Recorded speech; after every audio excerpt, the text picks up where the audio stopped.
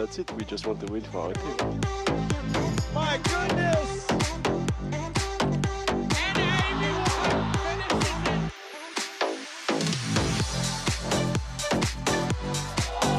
Yeah, we're just as good as the men. We're better. It's a huge point for the Bay Area. Good chance that's the number one highlight of the week.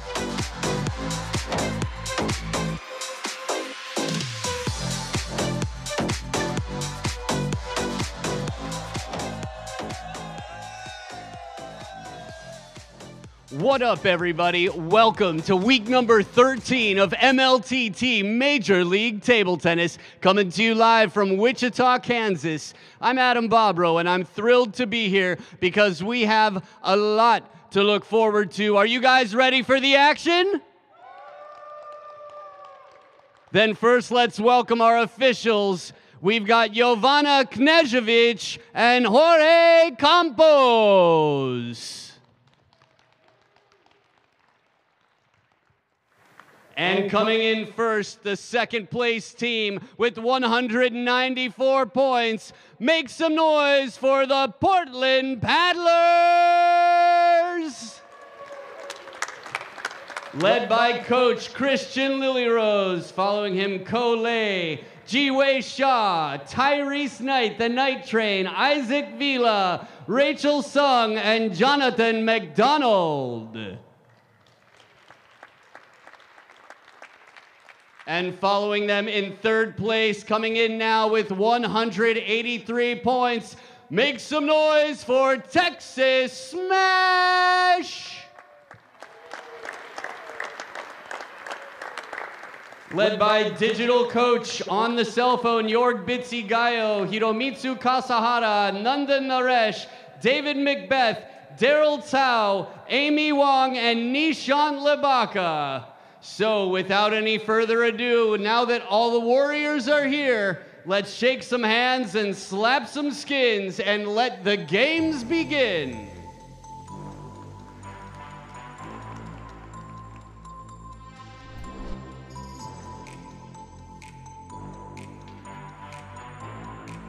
Good afternoon and welcome. We are in lovely Wichita, Kansas, the air capital of the world.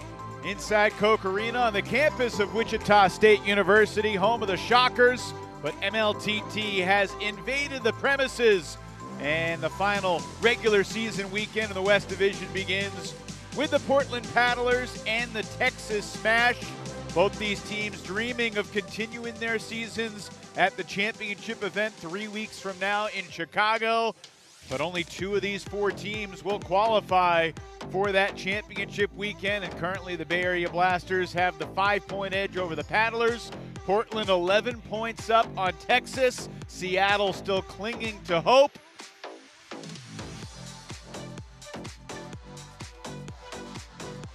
And we are so excited to have you with us alongside the Olympian Sean O'Neill.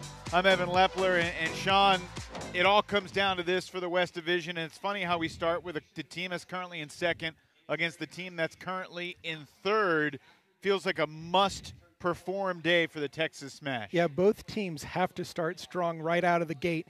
If they show up late, they're going to be in trouble because this is going to set the stage for the rest of the weekend. And over the course of the season, these two teams have played some thrilling matches. We got some breaking news from a lineup perspective, but first, let's look at how these two teams have fared against one another throughout the season. Texas came from behind in the Golden Game to win in September. It was all Portland in October. Texas had the edge and a really close comeback in November. Overall, the Smash have won 3 out of the 5 matches, despite the fact that Portland has outperformed Texas prior to the Golden Game. But that sets the stage for what we've got coming up here today. And the biggest surprise as we show you the lineup is that Ko-Lei is not playing doubles for Portland. He'll still play singles against Hiromitsu Kasahara in that first position. But you look in the doubles portion of the evening, and Ji-Wei Shaw steps in for Ko-Lei, who apparently has been under the weather over the course of the past month. So Christian Lilyrose thinking that Ko-Lei didn't have the energy to play both singles and doubles So Ji-Wei plays doubles with the Olympian Rachel Sung. What else catches your eye as you look at the really important match we've got coming up? Well, I really think the first match with Kole and Kazahara is really going to tell us which team is really going to put the pressure on. But I think the Vila match in the singles match number 2 against McBeath, that's the opportunity for Texas to possibly sweep. So Portland has to build some points going into that game. Well, Kole has been the top dog in the West Division all season long. Drafted with great expectations, and quite frankly, he has delivered. He's gone 35-7 in singles games, 30-15 in doubles games. He's won more than 10 more golden points. He's won than he's lost, golden game points, I should say. And we'll see, what he has. Christian Lilyrose kind of shaking his head, hopeful, but didn't seem too optimistic. But look, I'm not counting out Kole by any means.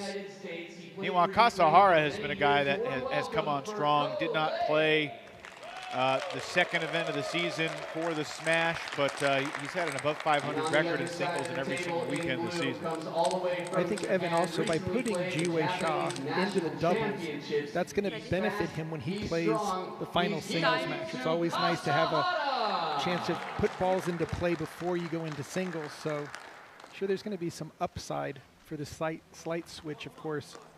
Rachel, both her and Amy will be as roommates going head-to-head in the doubles, that adding an extra wrinkle. They will be in First game Paris to play. this summer together. Smash serves. So Obviously, big tag congrats to both Rachel and Amy, and obviously Lily Zhang as well, the Bay Area Blasters, all three of them qualifying for the Olympics. Talk about that more. We are underway here in Wichita.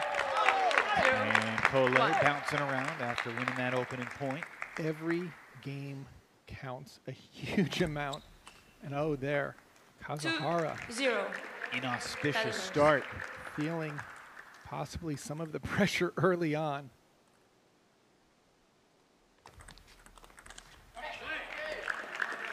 All 3 points so far, won by the returner.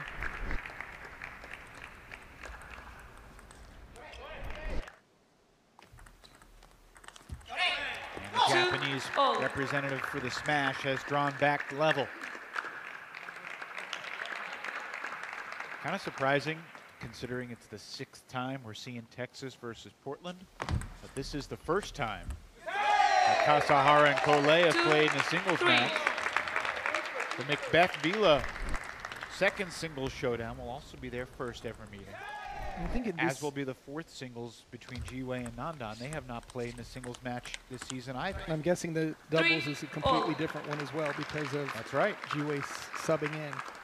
So in this particular match, Kazahara is the speedier player. He likes to put a lot of tempo on his first ball. Kole has a lot more spin, a little heavier type of ball. When he gets it in, it flies. But Kazahara wants to get the attack going, take the rhythm away from Kole, and just keep constant pressure on him.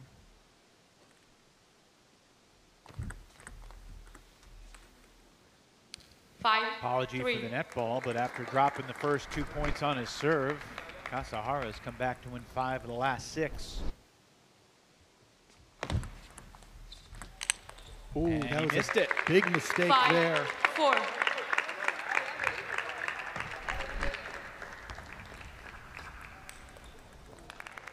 Not Kole's best return, but he was fortunate. Let.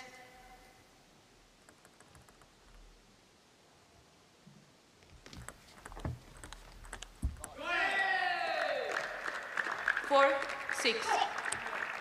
Just like last West Division event, late February in Seattle, the Texas Smash head coach Jorg Zigayo is only present virtually. They got him on the iPhone. He was involved in the lineup selection meeting about an hour before this match started. And he's got his eye from Germany on the action here in Wichita. Smash serves.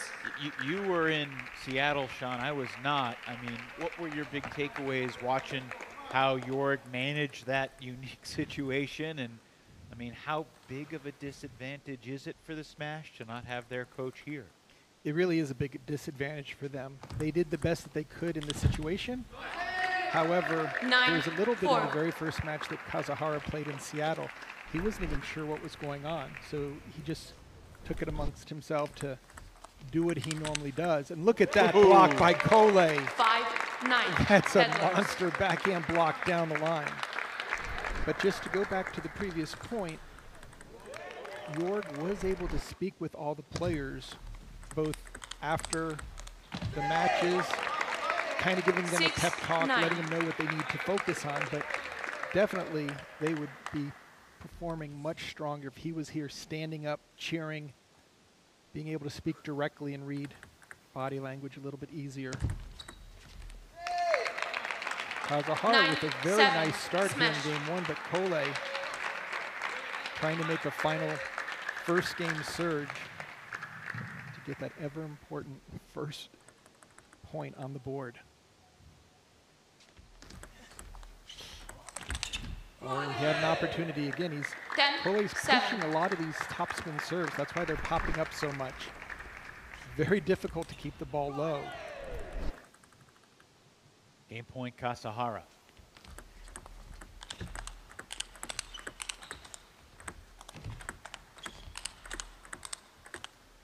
And that'll do it for game one. Hiromitsu Kazuhara, slow start. Forehand error and then a service error on the first 2 points on his serve, but man, he closed strong. 11-7 in game one. The Smash are on the board, and we are underway here in Wichita.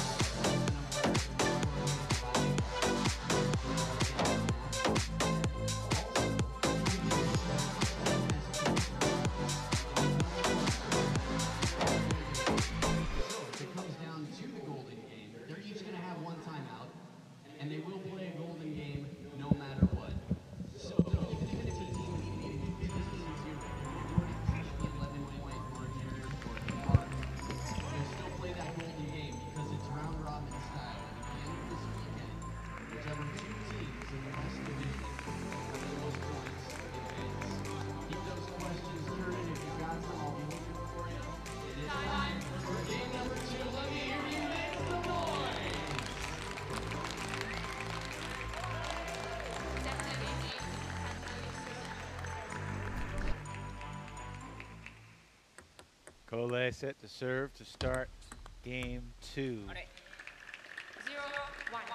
During the short, brief break in between games 1 and 2, I found myself pulling up the MLTT Fantasy website on Fantasizer.com because I was curious. Now that the lineups are locked, now I can see exactly who Sean O'Neill picked. And I found myself looking for Sean's roster, which has been MLTT color, but I did not realize until just now that you change your team name at this late stage of the season. Sean's team is now called MLTT Color to beat Evan! Exclamation point. Gotta bring your A game. This is the final weekend of the Western Conference, so bragging rights before the finals. In full force. And Cole. What motivated you to change your team's name this late stage of the season? I think just learning that that was one of the options. I could have been doing it every single week, knowing that I could have added Matt's name to it, but he's so far ahead of me that I've got to just focus on the one right in front. Well, the nice thing about MLTT Fantasy is every weekend is a new opportunity. 4-3. 4-3 lead for Kazuhara here in game two. And Evan, Cole just doesn't look good, and that's the second missed serve. That doesn't look good either. By Kazuhara, who's keeping it even by having difficulty with his own serve.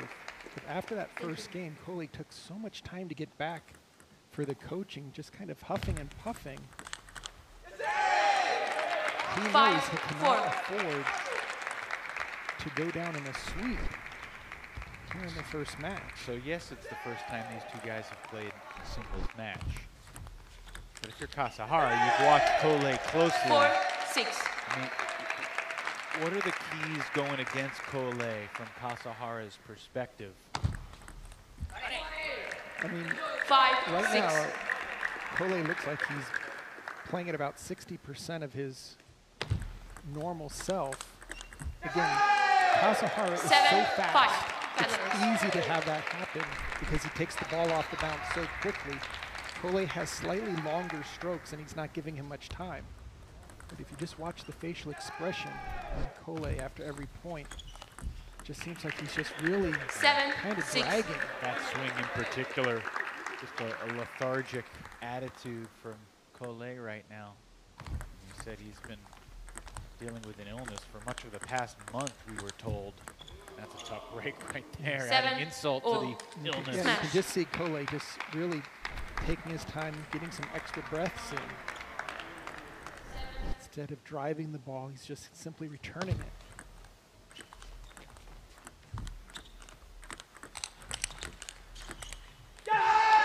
And he's hanging around. He's got a 1-point lead here, up 8-7. He does look like a boxer in like the 12th round of a 12-round fight. And he's lost the last 6. So, I mean, he needs to. Again, it looks like he's going for the defensive serve return. A lot of these are topspin serves. 8-8. Paddlers. Cheer from the Texas Smash bench. Sinan Naresh, Nishant Labaka, and the virtual Jorg Vitzigayo on what looks like an iPhone over there. Oh, that was a big backhand loop by Kole.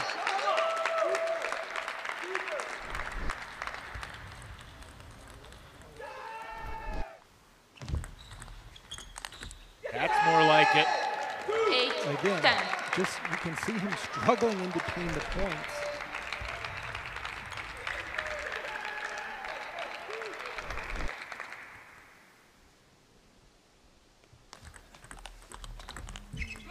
Kasahara back within 9-10. 1. Remember, these are games to 11 straight, not win by 2.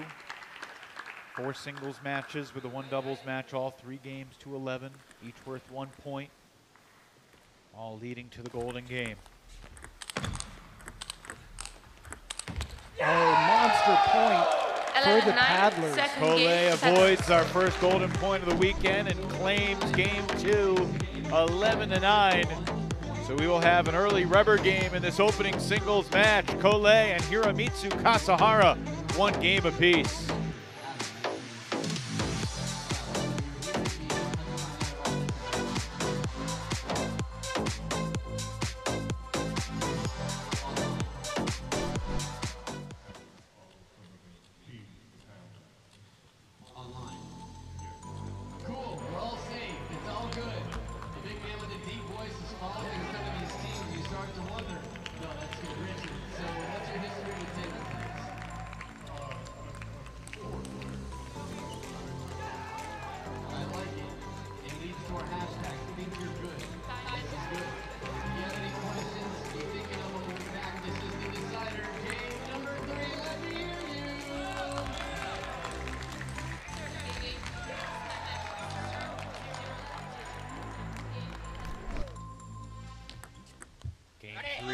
Underway and a good first serve from Kasahara, return wide. Texas Smash and the Portland Paddlers both trying to get the early leg up here. 0-2. We're updating these standings game by game, point by point. And you said earlier, well, you know, if Texas could win this match 16-5, it would be huge. Well, if they win this match 16-5 by that exact score, Texas and Portland would be tied heading into Saturday. Texas just can't lose this match 16-5. Then it might be an insurmountable deficit with just 2 days left in the regular season. And I have to think, knowing that the Paddlers came to Wichita early to train, that Christian has a very good pulse of how the players are playing, and seeing Kole just struggle right now makes me think that that doubles choice, of course he's going to make great shots, and positionally he still knows what to do, but Kasahara, footwork wise, speed wise, tempo wise, he's playing as well as he ever has. 3-2. As much as we're saying Kole is struggling, he won the last game 11-9. He's within 1 point here. far from out of it. He's holding his own. And he gets a net ball winner right there. It does have to look like if this was just another random mid-season weekend, you know, maybe he'd be back at the hotel resting or stayed at home. Yeah, but with this basically being a playoff weekend for Portland. Yeah, this is a Final Four. I mean, you got to get into the Final Four by winning here. Yeah. So Coley knows the significance, and he's going to use all the energy that he can muster. You can just watch his body language after every point. He's just really taking his time. It's not like he's normally, you know, Nikhil Kumar pumping his fists, shouting after every point. He's usually pretty quiet, but there is a difference to what we've seen all season long for sure. 5-3. Understand there have been some questions in the YouTube comments asking about the rules determining the A-B slots and the C-D slots. We'll have that conversation during that next singles match that's coming up. I want to focus right now on Game 3. Game 3 between Coley and Kasahara. McBeath and Ortiz is on deck. That's just Kasahara as good as it gets for him. And Kasahara knows that Coley is going to be returning his serves with basically an over-the-table chop or push shot. So he's ready to rev it up right after the serve. Here comes the push, and here's the heavy topspins. And Coley's not attacking. Coley's blocking. He's kind of mortal there. I feel like Coley's reflexes in terms of getting the paddle to the ball, which, you know, his next level ability to keep those high velocity forehands alive is what makes him such a great player. But you're right, he's not attacking. Right, and so attacking is his A game. Putting his B game out there is going to really give Kasahara a chance to breathe and go for more angles, more shots in there. Two big serves. 7-5. Coley. Christian Lilyrose did tell me that he, I think, ideally would have wanted to have Coley against Nandan Naresh, but lost the toss, so he put Coley in the #1 spot. And that allowed Jorg Bitsigayo to set the matchup of Kasahara in the 1 spot against Coley, putting Jiwei Shah against Nandan. Good rally there. Coley fighting with everything he's got to stay in the point and stay in the game. Just great play from the backcourt here by Coley, just keeping it on the table, moving the ball around and just hoping for a mistake by Kasahara. Timeout, Texas. Watch the Texas smash right now. Jorg Bitsigayo. It's almost the puppeteer hard work for Coley to get back to the bench. Nishant Labaka. Well, that's the other reason. Nishant's one of the shyest guys I know, but when he's wearing those Nishant headphones, Labaka's got the AirPods in, passing on Jorg's advice. What I was going to say, though, Christian chose to start Coley in the first singles spot, in part because he's going to have a long rest before the Golden Game. Exactly. He was playing in that 4th singles spot, and there's Jorg. Players playing very cautiously, playing almost the way you would with wet balls. Still a reasonable hour in Germany, so it works out today for Texas. The smash. We'll play in the later match tomorrow at 7 p.m. Central Time, and then Texas plays 11 a.m. Central here on Sunday. 7-6. Smash to serve. Kasahara has to get on the offense right off of this serve return. Oh my! 7-0. Can't make this stuff up. Coley gets the serve back. And He's again, got a rally going right now. third underspin serve in a row that Coley has delivered to get direct points.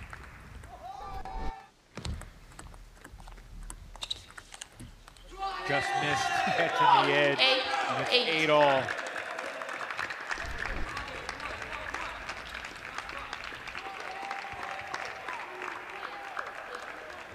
This is strangely riveting to see Coley clearly lacking his A game, but continuing to grind, mixing and matching, using his smarts. Big Chole from Kasahara. And Coley takes the did lead. a nice offensive flip on the serve return out to the backhand, but Kasahara quickly jumped on it, kept the offensive pressure alive.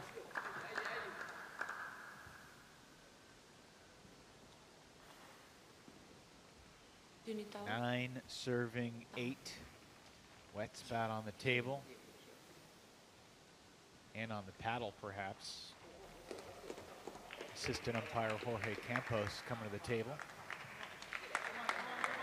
Do not want a wet spot changing the outcome of this 9, game. 8.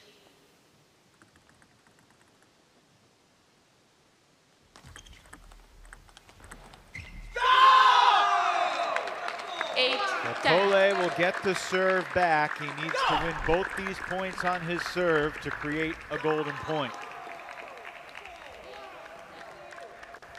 About 15% of all games this season have come down to a golden point. Never have had a higher percentage of golden points than when we were in New Jersey a few weeks ago, Sean. It was unbelievable how many games were 10-all or 10-9 that went down to the wire. And the Princeton Revolution, I mean, what a weekend for them. What a turnaround of their season. Got to imagine that Matthias Habasson and his team 8, looking on, 10. scouting perhaps for a championship weekend. Oh, big save there by Cole. 9, 10. Able to deal with that very strong forehand flip. Just to keep the ball in play is amazing. On his last breath, it feels like he's continuing to battle.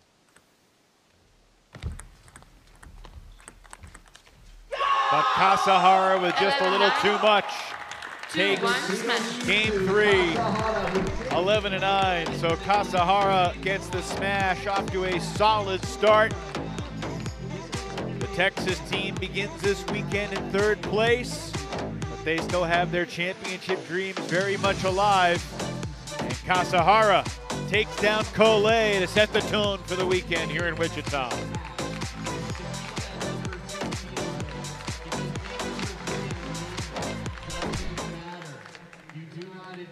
Next players.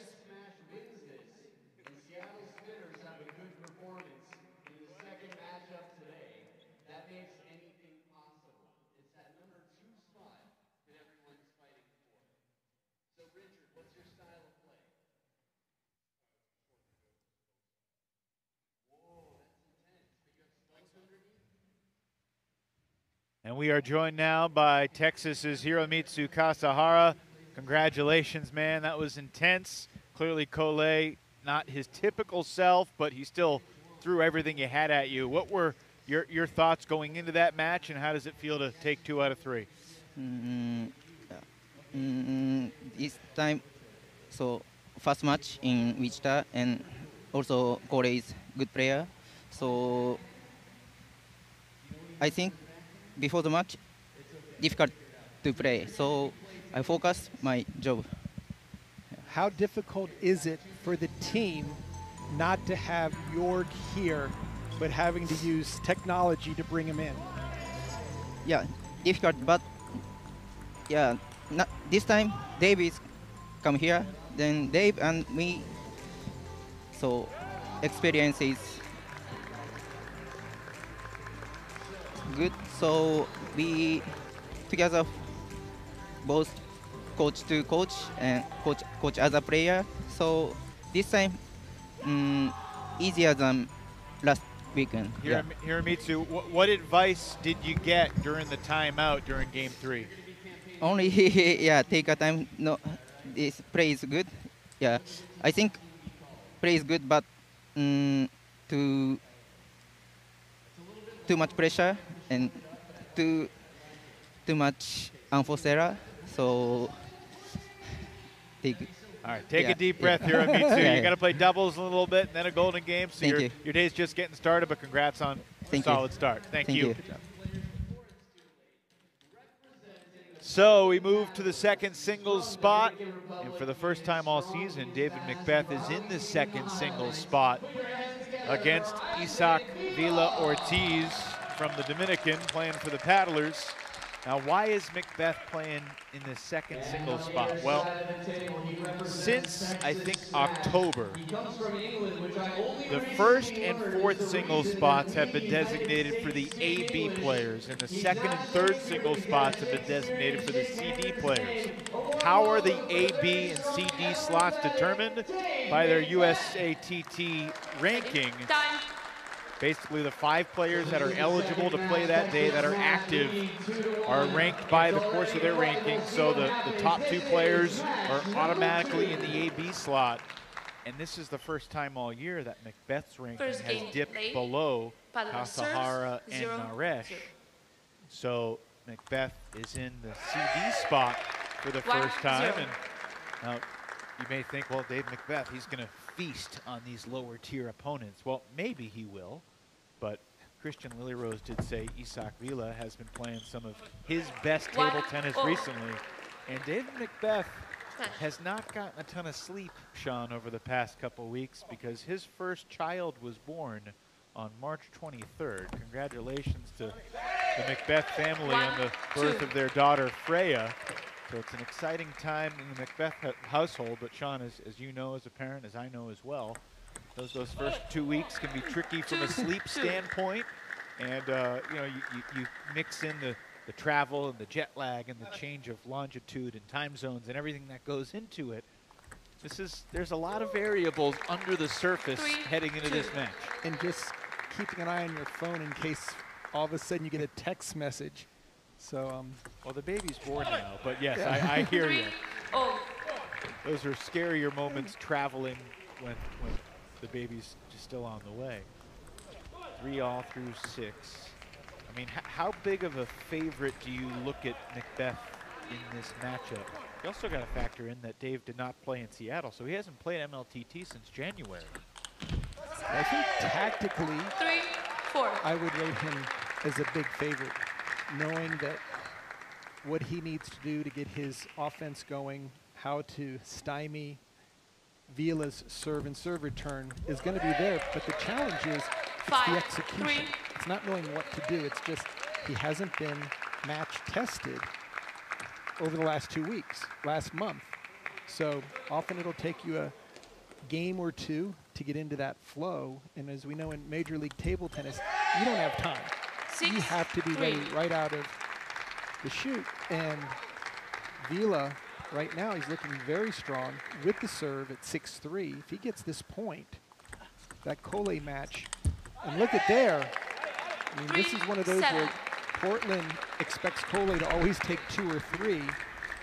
And this was one of those matches. I asked Christian before what he thought Vila, could he stop a sweep? And Christian was like, this is not a good matchup for us. So right now, Vila bringing the upset-minded paddlers. Feeling a little bit better about the matchup now, I'd say.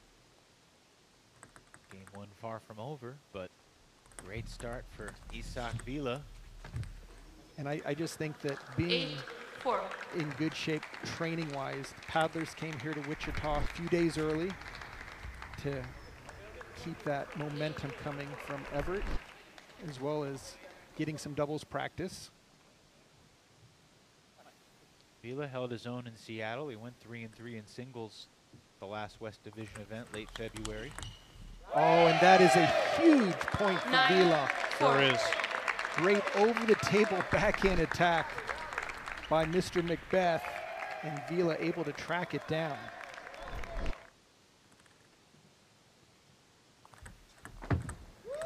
Oh, and you can hear the paddlers all going woo.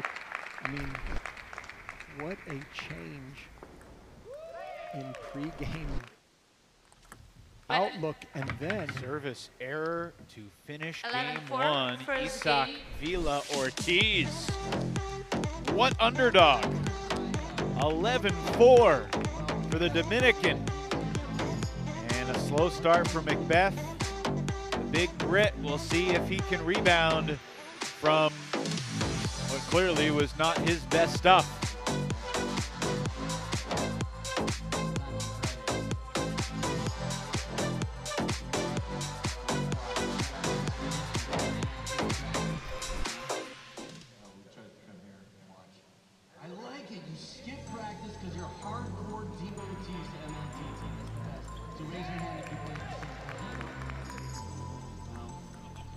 guys don't crash the party, show up like, oh, we cleaned the bathroom. Come on, let's go play some table tennis. You can apply for a job. There are a lot of companies, by the way. Deloitte, I don't know if you've heard of Deloitte hires table tennis players a lot because one of the partners, the higher-ups, loves table tennis. Even players professionally in this league. So we're tied 2-2 on the team tally right now. As Cole took 1 point against Kasahara in their 3 games, and Vila takes the opening point against McBeath in the second singles match. 0-0.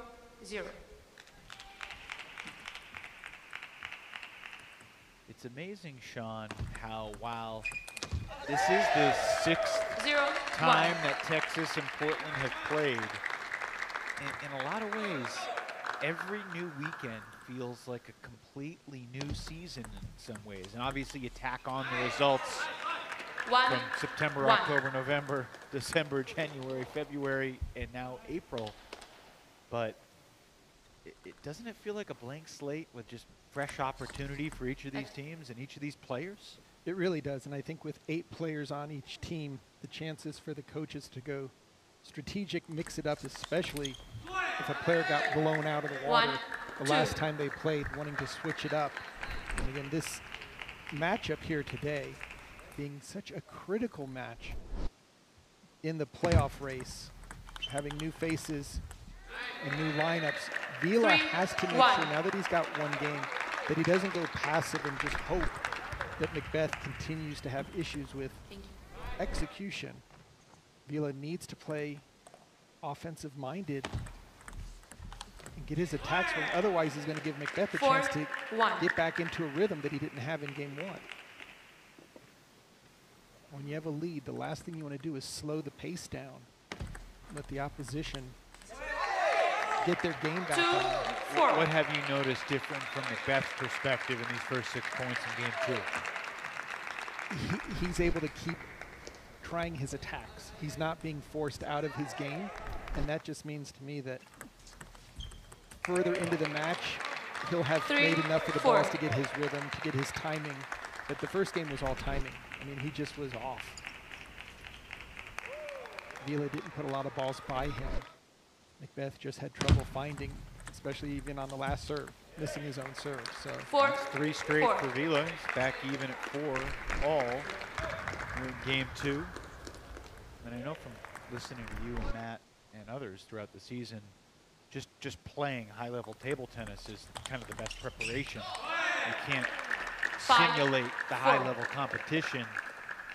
So how do you, if you're someone like McBeath who's been on a paternity leave of some sorts, or someone who's been under the weather, what's the key to accelerating your kind of re-assimilation back to that high level as quickly as possible? Yeah, there's 2 ways. One is you dig deep into your bag of experience. You say, like, I've had to do this at other times.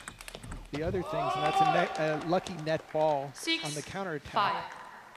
The other thing you do is you focus on the fundamentals. You make sure that you're moving your feet. You make sure that you're giving yourself some leeway between every shot. You're not trying to thread a needle, per se, but get the ball into play. Give yourself a chance, if you've misread the spin, to make sure you've got enough margin in order to keep it in. When you're playing your best, you can go for anything, and then you can thread the needle. But when you're off, got to get the ball on the table, not go for crazy shots. So Vila needs to play as much offense on the serve and serve return. Otherwise, he's going to get those shots on him. 7-6. Pushing high is not an offensive return. McBeath is just too strong, too experienced, and too tall. And those short balls. 8. At 6-all, that was the opportunity for Vila. 9-6 lead now for McBeath. Now McBeath can put pressure on Vila to make the big shot. Net serve. David was the 2nd round pick of the Smash, 13th overall back in August. Look at that So 10, strong on the 6. serve return. Smash. This is not only Dave's first match as a father, but it's his first match as a 32-year-old. He celebrated his birthday in March. Vila's still alive here in game 2, fighting off 1 game 10, point. 7. Christian Lilyrose has to be pleased with how Vila's battled, taking game 1 convincingly, hanging tough in game 2. But that's going to be tough to handle when you pop up the return like that. McBeath specializes in putting those away. So for the second straight match, we're even 1 game apiece and a rubber game coming up. McBeath responds after a slow start, takes game 2, 11-7.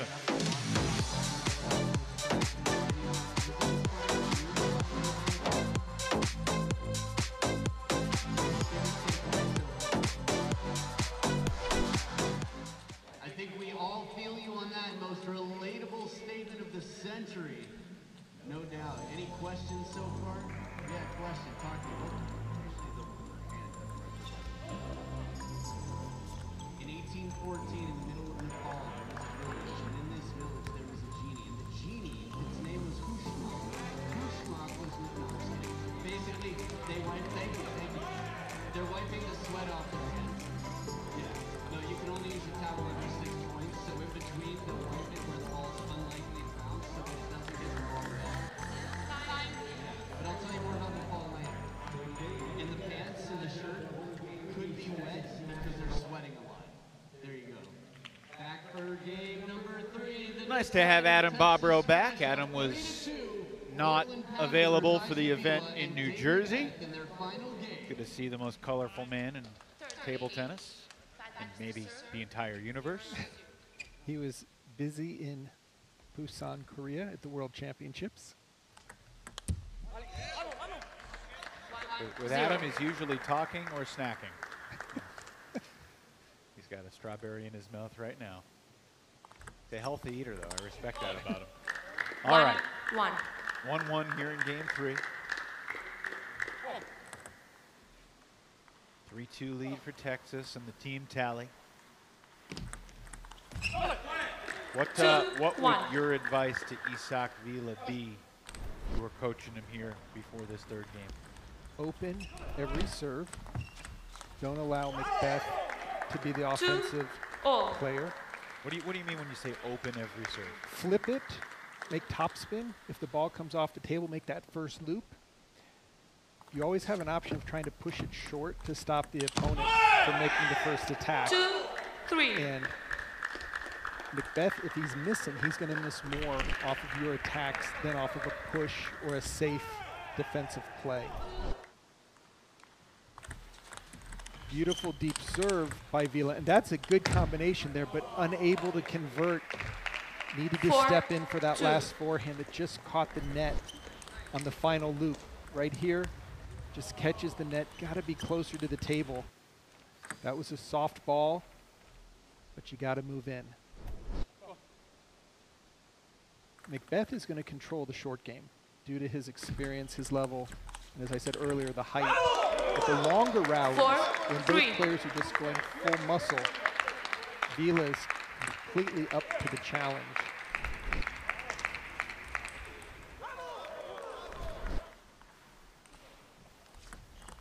And that was a nice return there. But Vila has to loop and then move forward. He cannot be getting jammed or backed up. Change ends at 5 here in the final game.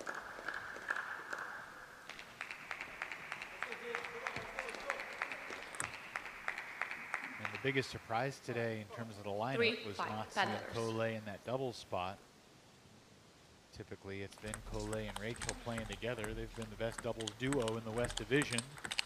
Oh, that's G-Way fares later on. Great play by Vila.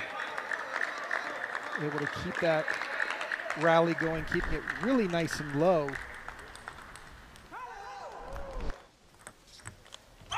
And that's his 2nd point on his serve to even it up.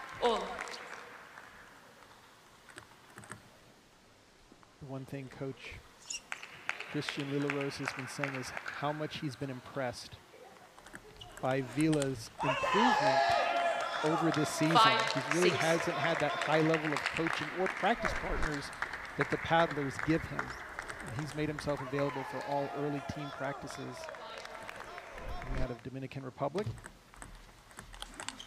Yeah, I'm glad you mentioned that, because 6, the development for players really of all ages, we typically think of young players. You know, Vila's not an old man, but he's 27, he'll be 28 in August. And you know, for these MLTT franchises, to be able to think long term, to be able to try and be successful now, but also to have young players. I think typically you want those players who are in those CD spots to be players that could ascend into the AB position. Exactly, into the 1-2. And if you have 3 or 4 8, AB 6. caliber players, you're going to be in pretty good shape.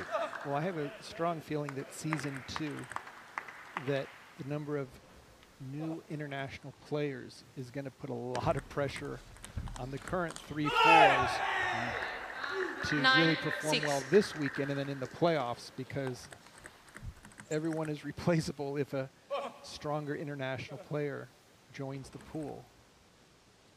Beth closing in. Too good. And you can just see McBeath 6, 10. putting more pressure on every shot, being safer, more consistent, finding the open target.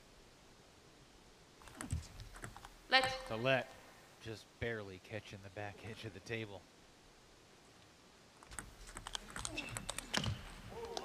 Vila 7, 10. continuing to fight. Very aggressive serves. I'm surprised that McBeath is able to handle them as easy as he has. Let's.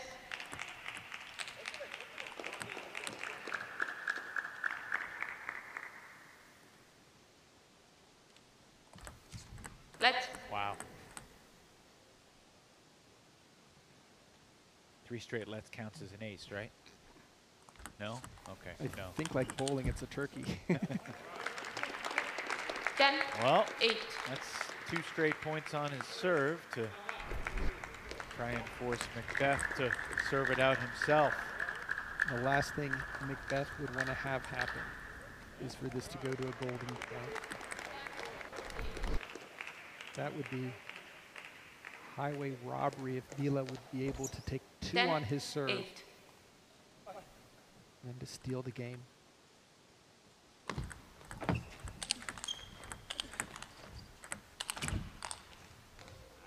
That'll end it. Great effort from 11, Isak 8, Vila 2, 1. hanging in that point, but McBeath came in as the favorite. Slow start, still gets the W. 2 out of 3 for Dave McBeath, and that's 4 out of 6 for the Texas Smash. 11-8 for McBeath in game number 3. We'll talk to Dave here momentarily.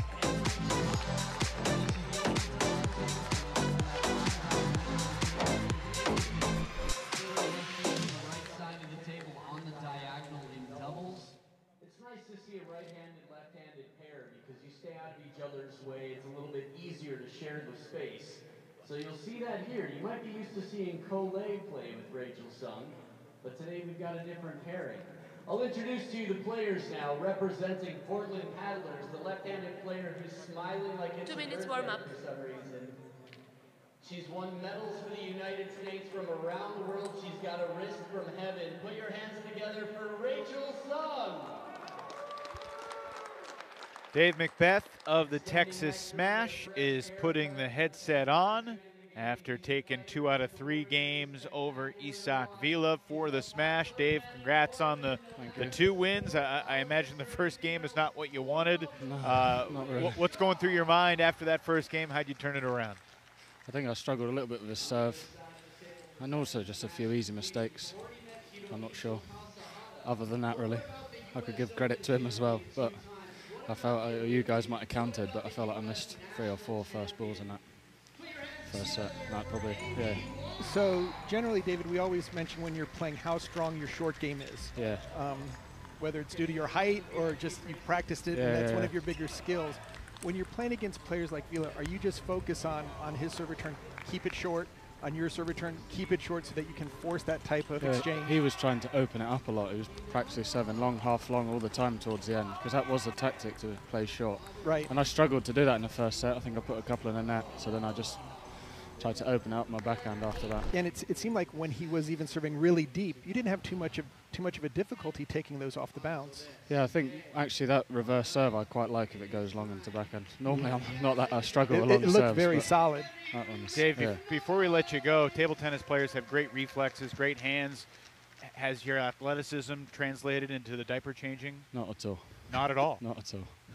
How's that going for you? It's all right. I've not had much time before I've come here, obviously. So. All right, Dave, thanks for the time. We'll see you in the Golden Game. Thank you.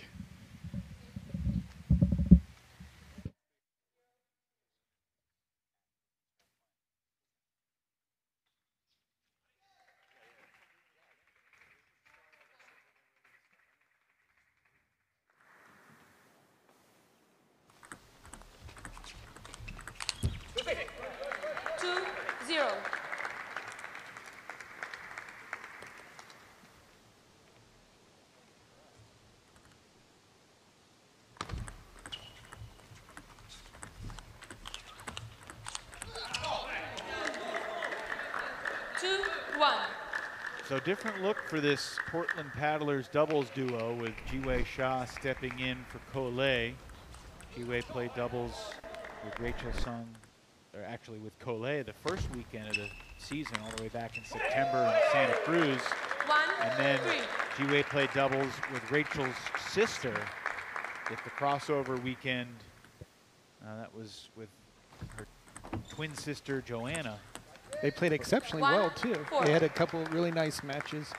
Remember one comeback. Joanna and Rachel are pretty different styles, though, on the table. Different styles and different personalities as well. Joanna very vocal, bringing a lot of cholés and high fives with Ji-Wei. So Ji-Wei plays excellent doubles. There's no question about it. At the U.S. Open, U.S. tournaments around the country, he's often in the later rounds. So it's a different type of partner than Collet, who's so good on the serve and serve return. But look at Portland right now, 7-1. This is exactly what Coach Lillarose ordered. Yeah, Wong and Kasahara looking a little stunned. Oh, and that's a well-placed ball by Kasahara out to the wide forehand of the only lefty on the table.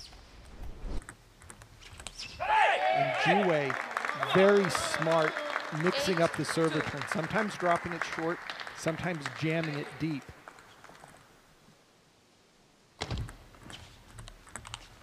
And Rachel able to pick up a backhand loop off the bounce. So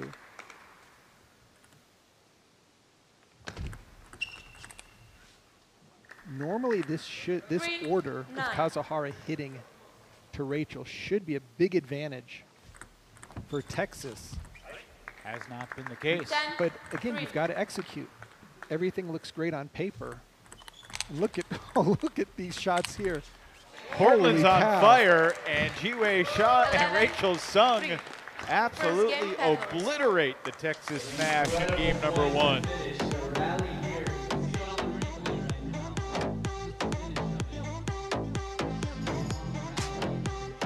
Just a fantastic start for both Rachel and Ji-Wei.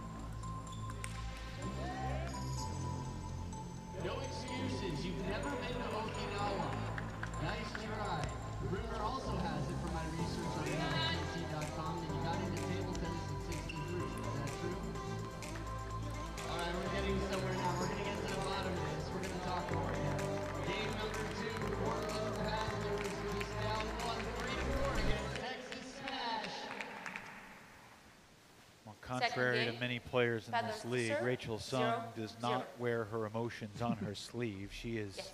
stoic, and win or lose, her expression rarely changes. Figured get a smile after 11-3 win in game one, but no, 1, still all 0. business with the work obviously not yet done. And I really do like the partner matchup with Ji-Wei. He's been the heart and soul of the paddlers from 0, day 2. one. You still remember in Rock Hill against the Carolina Gold Rush when Portland got completely manhandled, and the only game they won was Ji-Wei's. Online. So he No. knows when push comes Wrong to serve. shove, it's on his shoulders. Wrong serve. No, she was raised hand, yeah. All correct. 0, 3. So one thing you'll see, especially with table tennis like golf, the amount of sportsmanship. Got two roommates serving and receiving back to each other. With Amy 4, Wong 0. and Rachel Sung. We mentioned, of course, they both qualified for Team USA to go to Paris, the Olympic trials that were held recently. But how amazing it is to play against your 4, roommate 1. almost every single time here in the doubles competition.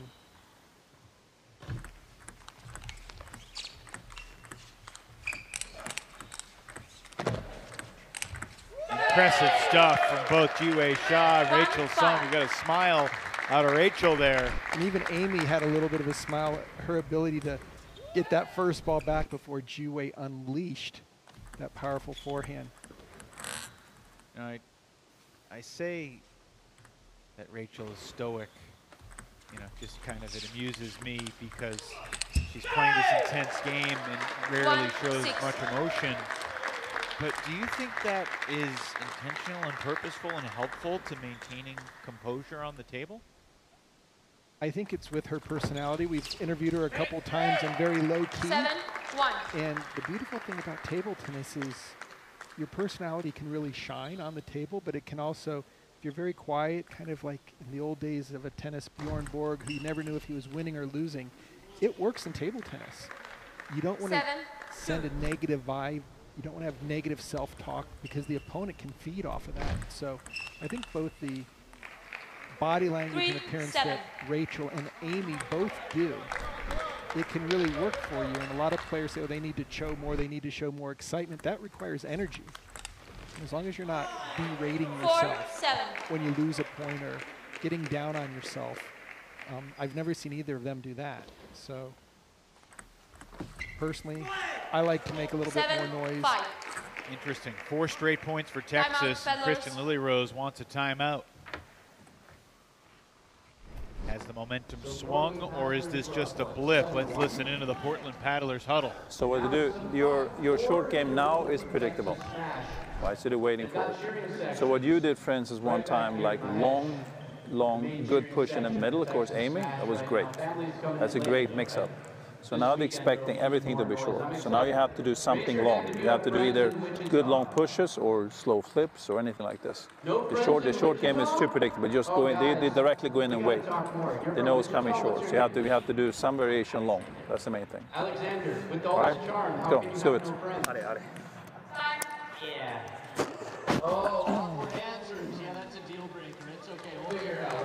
Do you agree with Christian's assessment there, Sean? Yeah, you have to mix it up, especially in doubles where you're serving cross court, so the player knows where the serve's going, so there's not as much variability in what you have to do to return the 7, serve. 5. Paddlers to serve. It's always nice to get a little bit of a breather. And that time the serve 7, wasn't 6. a bad serve by Rachel, but Kazahara is just so strong on the backhand banana flips where he uses a lot of wrist. So 7, normally 4. coming out of a timeout, if Smash. you lose the next 2 points, kind of like to have that timeout back.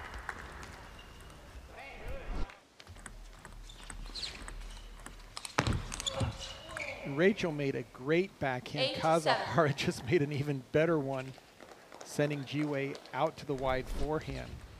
What looked like a sizable second game lead has now turned. 7 straight points for Texas. Oh, would have been 8 in a row big if Amy Wong could have put that away. And we've seen that so far, Evan, with a number of high balls. Kazuhara had some real, I like to call them meatball, easy ball to put away. Oh, and that time Rachel tried to employ what Coach Lillowers said was mix up the deep balls with the short balls.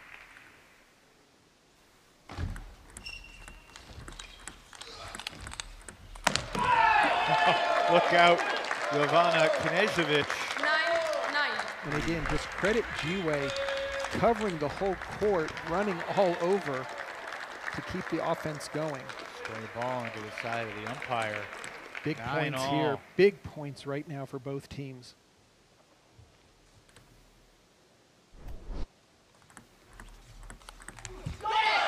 Rachel's got to keep that ball a little bit lower. Amy's not giving Rachel anything to work with off the serve.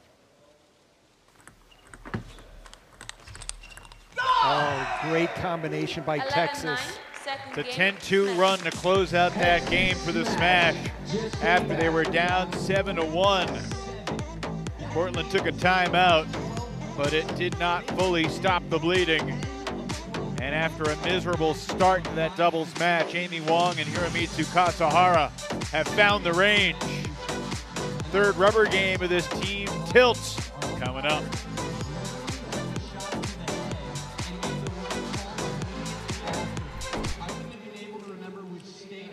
After that happened, she made the right call, continued on like nothing happened. A big round of applause for Jovana Knežević. Wow, we only get the best in Major League Table Tennis. It's exciting times to be here right now. Now remember, Texas Smash needs this desperately. It's the first day of the weekend, and we have 2 team matches every day this weekend. I will be at all of them because it's a once-in-a-lifetime opportunity, not because I'm bound to be here, because I don't want to miss a single match.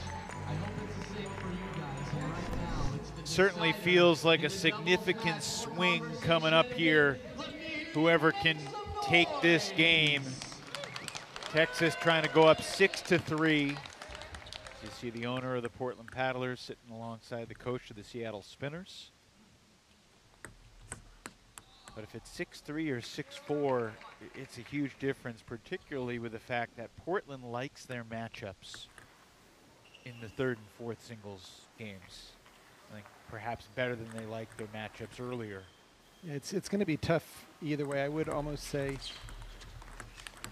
it's a little bit of a pick 'em. 1-1. Daryl Sow has played Tyrese Knight before, as well as I don't know if G-Way has played against Nanda. They have not played an Yeah. MLTT.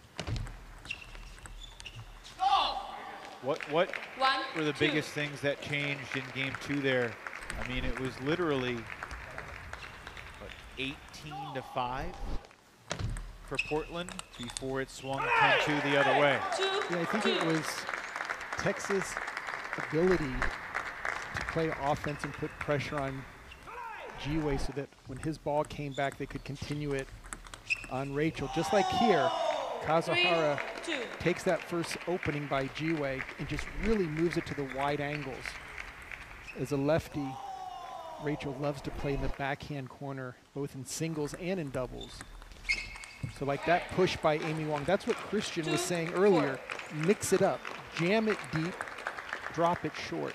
Don't give the opponent a chance to read what you're going to do because you're telegraphing the ball. And again, Kazuhara, his counterattack is so strong.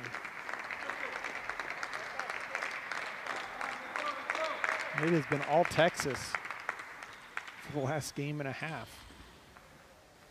2-5.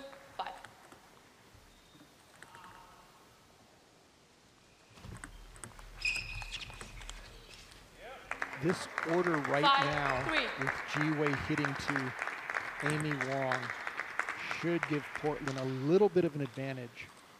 Kazuhara is the X factor. If he's attacking, it's going to be tough for G-Way to do anything. 6-3. That's the beauty of mixed doubles.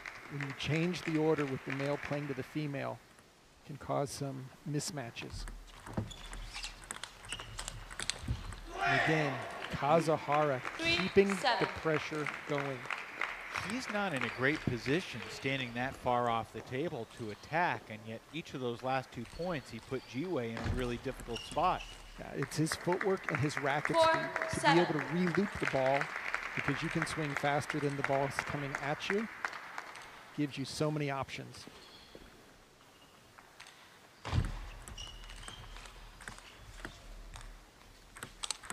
From one corner of the table to the other.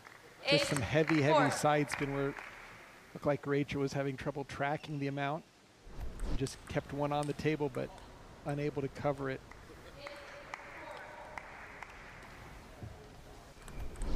8-4 lead for the smash here in game 3. I misspoke before, Sean. It was literally 18-4 in points. 11-3 in game 1, 7-1 in game 2. And then since that time now, 19-7 the other way. 5-9 peddlers.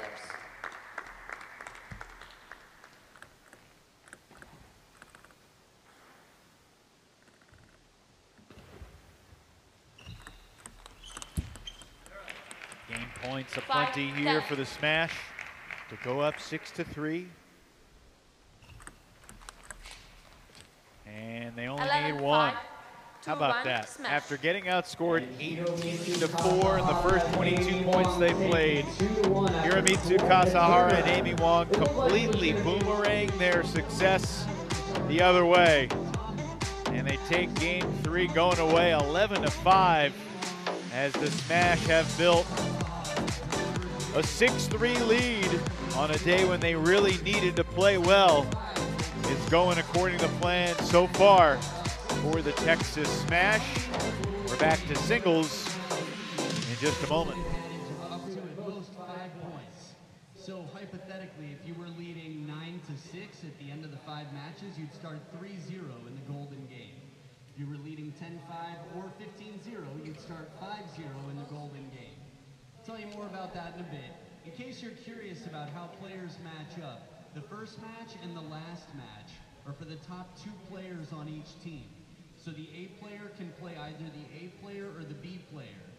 Man, and now we're joined by the former U.S. Open champion, the former college champion, and now soon-to-be Olympian, Amy Wong of the Texas Smash. Amy, slow start for you and Hiromitsu in that last match.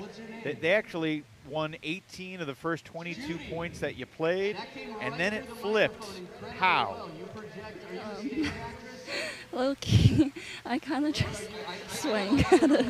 Like, we were down way too much the second game, so I was just like, just go for it. Because I feel like in the beginning I missed too much, and then I think that caused Hiro a little bit of like uncomfort, because like we didn't have a lot of rallies. But I think second and third game Hiro did really well.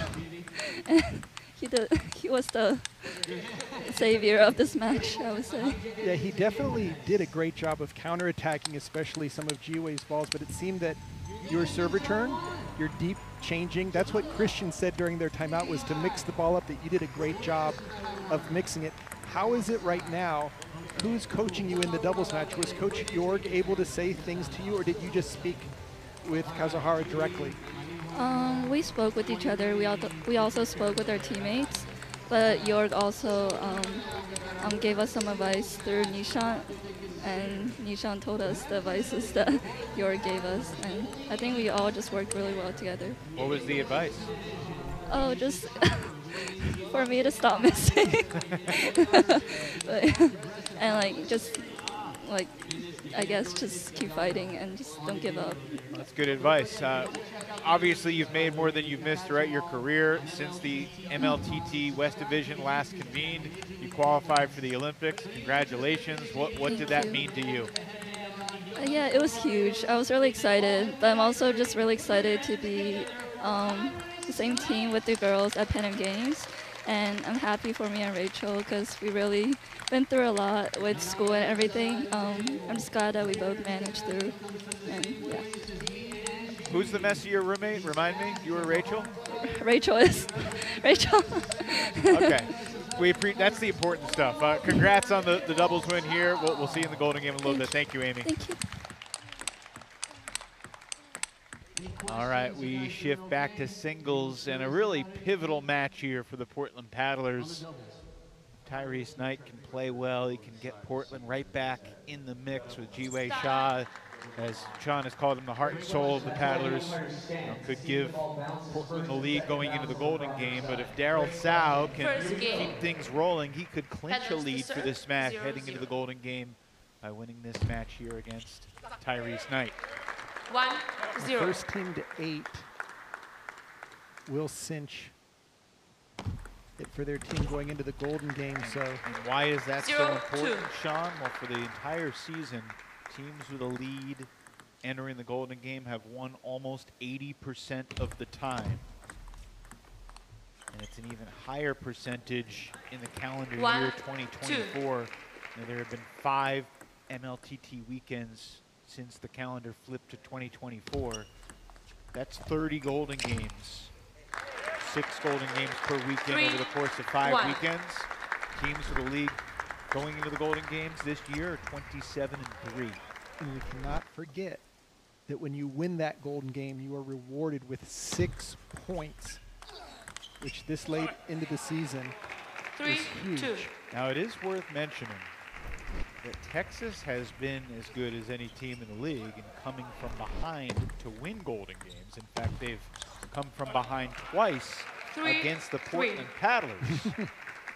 Back in September and November, Portland had a 9-6 lead on the team tally heading into the Golden Game, only to cough up that lead and let Texas celebrate. 3-4. And you know, if Portland had just taken care of business in those Golden Games, they would probably be almost clinched a playoff spot by now. But you know, here we are. Texas was 11 points behind Portland for the final playoff spot in the division coming into today. A 6-3 lead has them within 8 points. Obviously, we got the majority of the points in this match still available. 21 total points up for grabs. Every point counts. Sean, I remember you saying that the day we met on the air in Daytona Beach.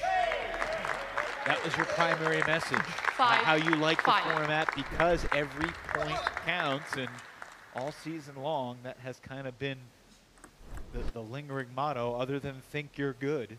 It's every point counts. It really does, and I think the genius of playing 3 games regardless, it's like 3 individual matches. We heard that from the players early on, is that you cannot think if you go up 2-0 that you've won the match, because it's actually 3 opportunities to score for your team.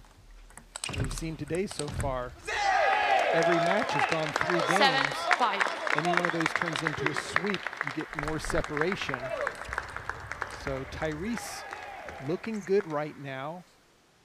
I would say normally, just from a styles perspective, that Daryl, stronger forehand, offensive-minded. 7-6.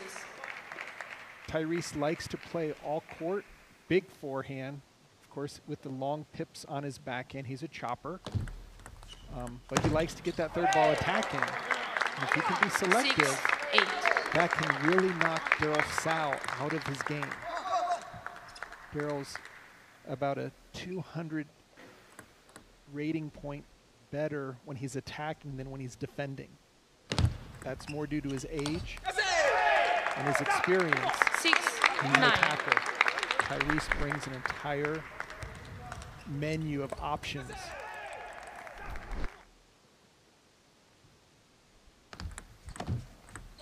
Well, that's a lucky break there. That push hung in the air, and Daryl looked like he took a full swing before he got into position. Tough swing and a miss for Daryl Tsao, who had a birthday in March, but is still a teenager and not a end of the decade teenager. He's just 17. And he played awesome in Everett and some of the previous matches as well. So really kind of found his form, and that's a very big point for Portland. 11-7. To get the first game. Tyrese Knight claims game 1, 11-7. 25-year-old from Barbados. With an important point for the paddlers, as Sean mentioned, a sweep and he could tie this thing up 6-all.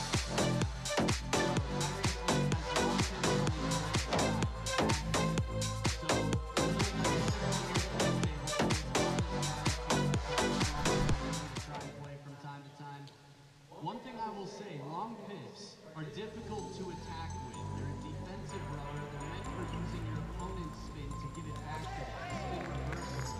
But the thicker the sponge is underneath, the quieter the ball is when you hit it. It doesn't have that little sound, and it gives you a chance to attack when you're ready, because the ball sinks in to the long pitch. So you've seen Thomas at 4-5, played a few points in a row where he attacked with his long pitch, and that immediately set him up for a follow-up forehand.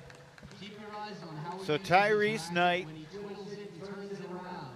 5th round pick of the Portland Paddlers. The most aggressive defender in the game is Tyrese. He takes game 1 over Daryl Sal. Game number 2. Second game. Tyrese Smash to had serve. arguably 0-0. his best performance of the season in January on home turf. And he went 5-4 in singles for the Paddlers.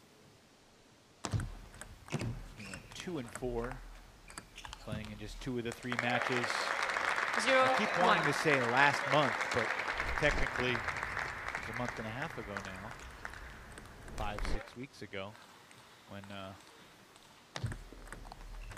the West Division teams played in Everett, Washington at the end of February. And these first 4 points are really going to tell the story of this match.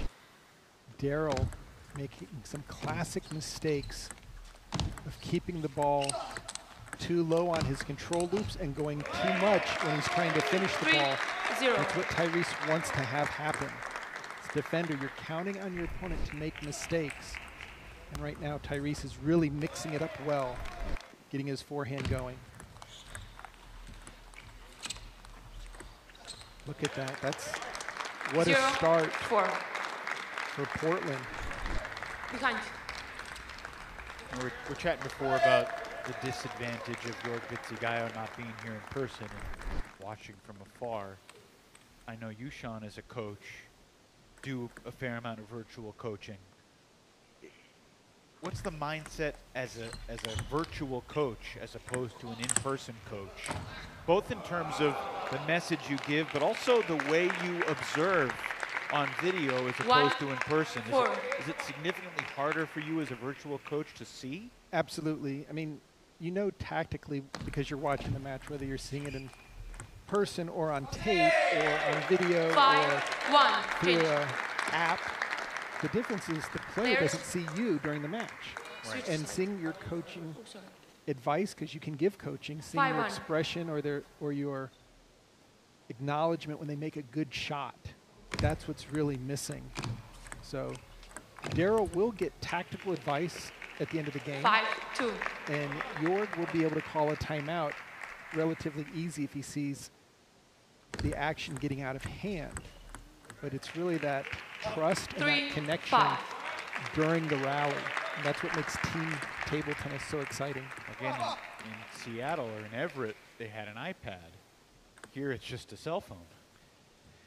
Yeah, I think, and also having one of the players with the ear pods in, being able to basically be a translator or a interpreter of what Jorg is seeing will be beneficial, but there's no substitute to having your coach stand up and cheer for you.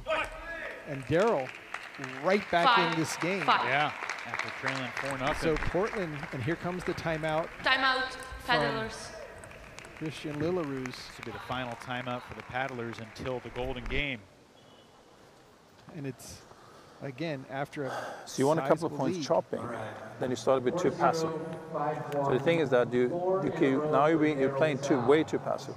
You're like, because you lose the aggressive edge, then your chops become easier. It has to be fast, sometimes chop. Now you win one on chop and you think you're going to win everything on chop. No. So you have to look for really playing aggressive right now. On the short tips and sometimes kind of like something like that again. It's like, especially when you push it back, and don't push it back. Now you push him back. He pushed you back and everything is pushed back. And that's what it comes to easy, right? You go in with attack with the backhand or step around. Time out also more to kind of disrupt his throw. He got 4 points. But let's fight for every point. Wow. Let's go for it, okay? If I see everybody here with a butterfly racket in your hand by the end Have to play aggressive. Play aggressive. Come on now. 5. Okay, let's go, man. Few timeouts have been used. Remember, in the Golden Game, they will each have 1 timeout each team. Back here in game number 2, it's tied up at 5 points. Primary message, basically stop being predictable. Exactly, and that's what Christian relayed in the doubles as well. Right.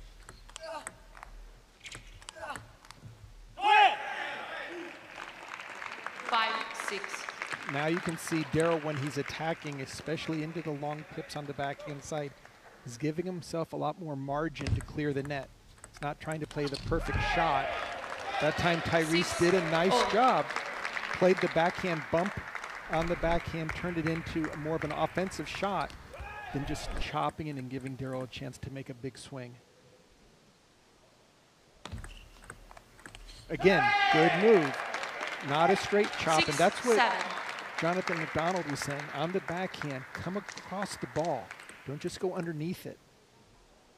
Create a little bit of side spin, which makes it more difficult to drive. Wow, that timeout. 8-6. Straight points afterwards. Even got team owner Idan Levy out of his seat. It's these points right here.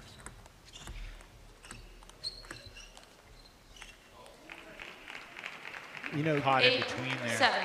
And Christian mentioned, if you look at some of the banners in the background, there is a little bit of air circulation.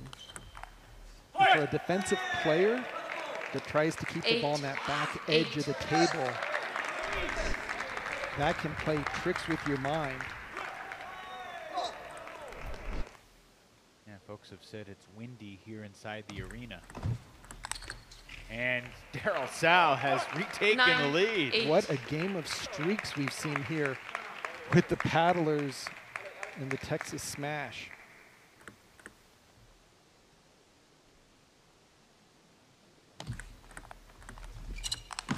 Excellent drop shot by Knight.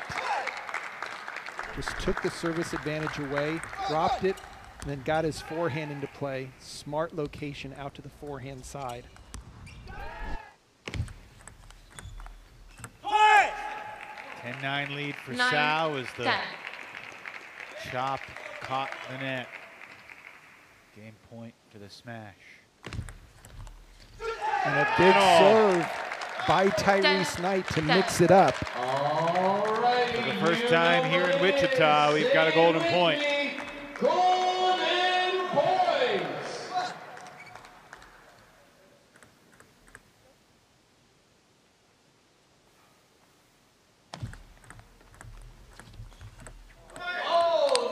Daryl Sow takes game 2, 11-10, and the trend continues, Sean O'Neill. Through 4 straight matches today, we have not seen a player claim the first 2 games straight. So for the 4th straight match, we've got a rubber game coming up here in this 3rd singles spot. Tyrese Knight and Daryl Sow, 1 game apiece as Daryl takes that golden point.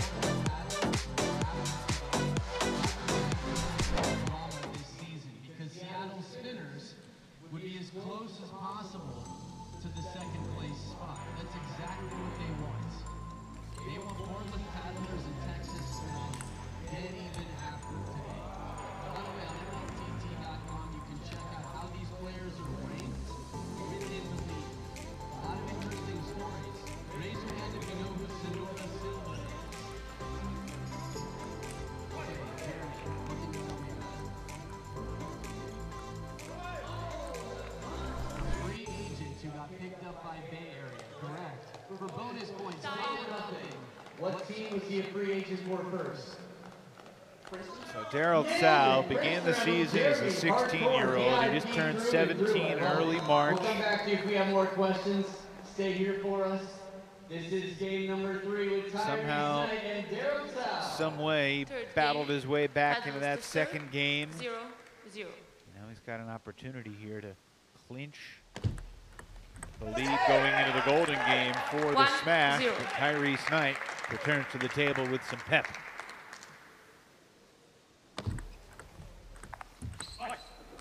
One, smash. Pep only takes you so far.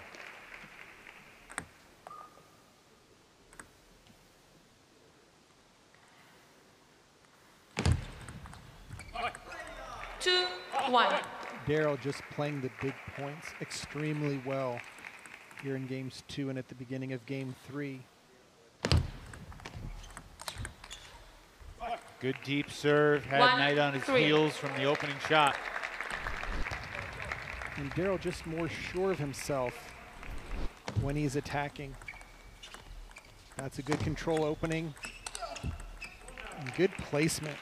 Really jammed Knight in the middle of the body. Let.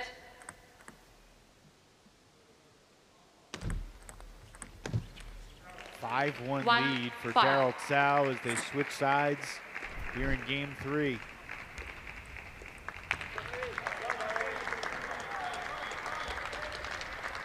Portland does not have another timeout to use with Tyrese Knight struggling here.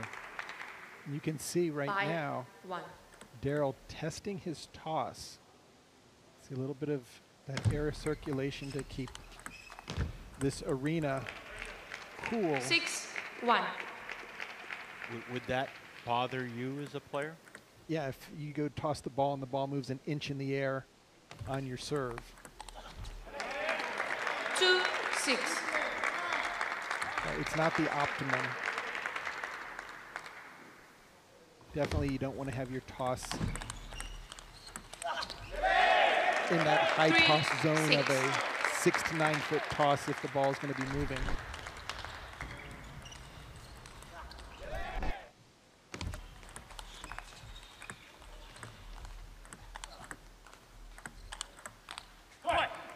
It's well done by Daryl Tsao, mixing it up, playing short and long.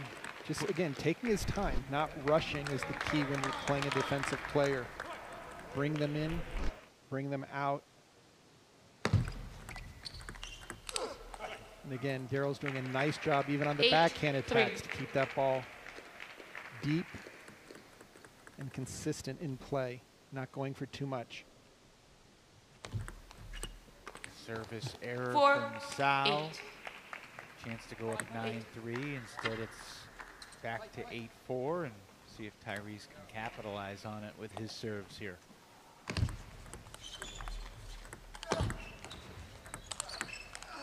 No, Daryl's in total control right now. And just great placement. You could see almost every time Tyrese goes for a counterattack, he's up against a ball into his body, jamming him, not giving him any space. Once again. 4-10.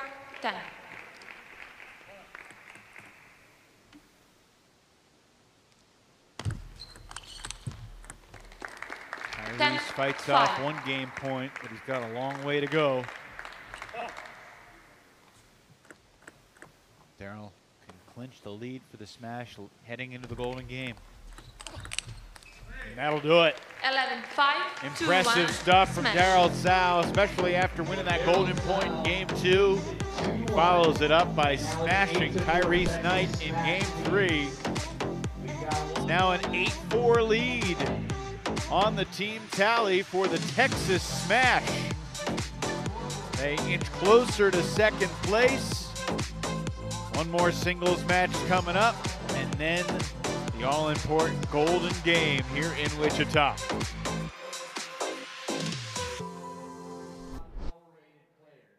for example, Jeremy, you'll like this.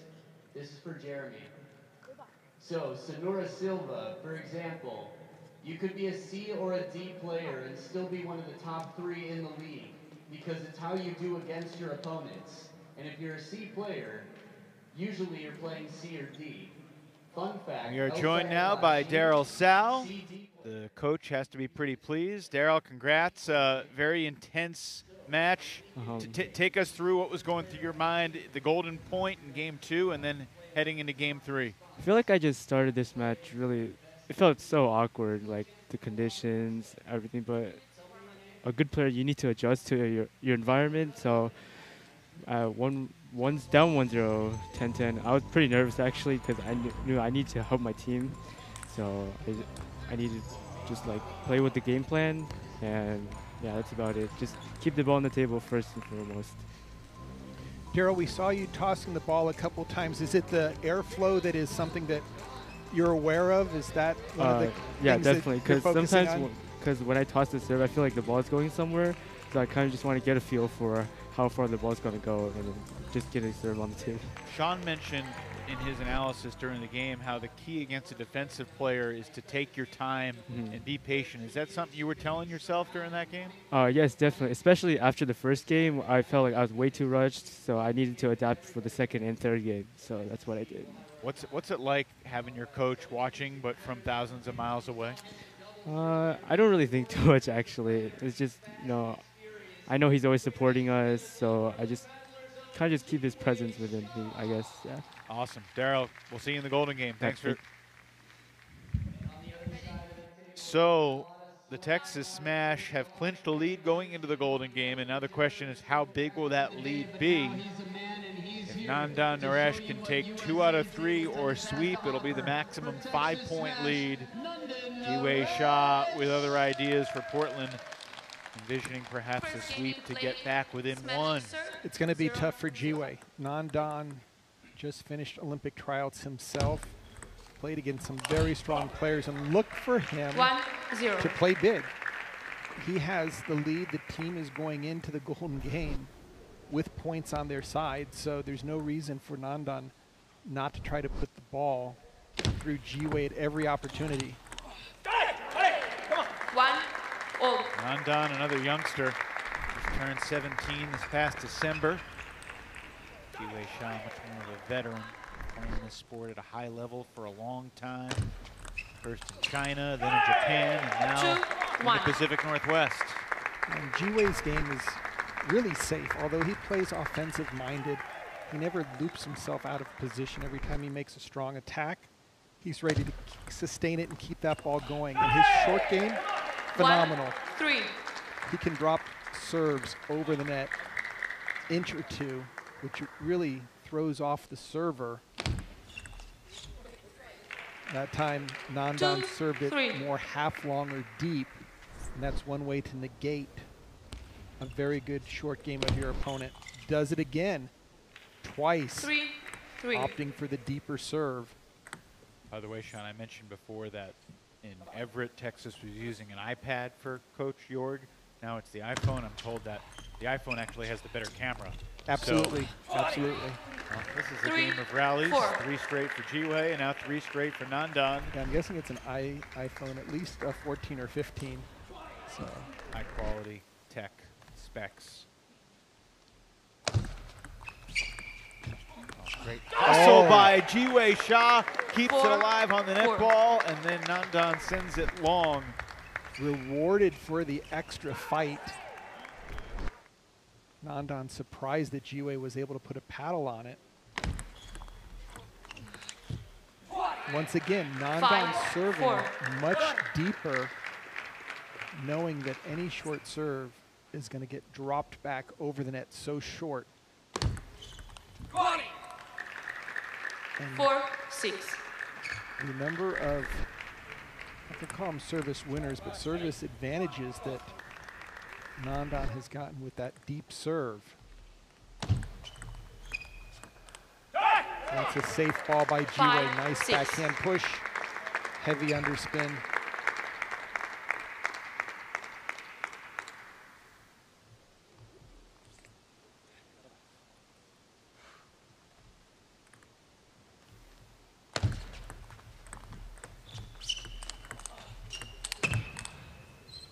Again, Jiwei winning the battle of the placement, able to get his forehand into play.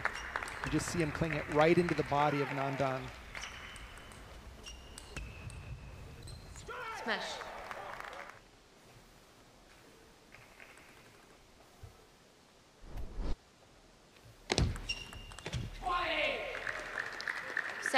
Jiwei needs to drive that ball instead of spinning it slowly. Anytime that ball has topspin on it off the serve. Oh, Nandan with a big, powerful backhand punch. 8. 2 big points off of Nandan's serve.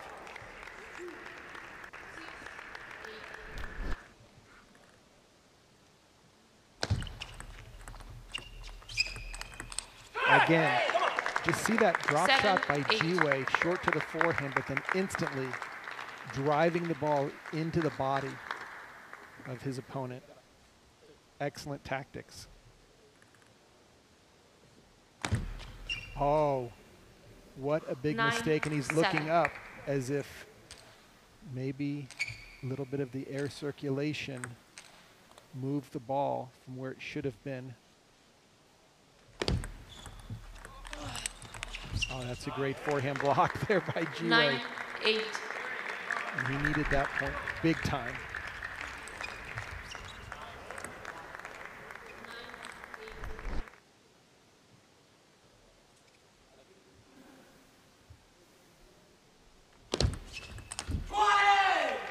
Ten 8 lead now for Naresh. 10. Aggressive serve. The right return by Jiwei to be more offensive minded. Just couldn't gauge the bounce.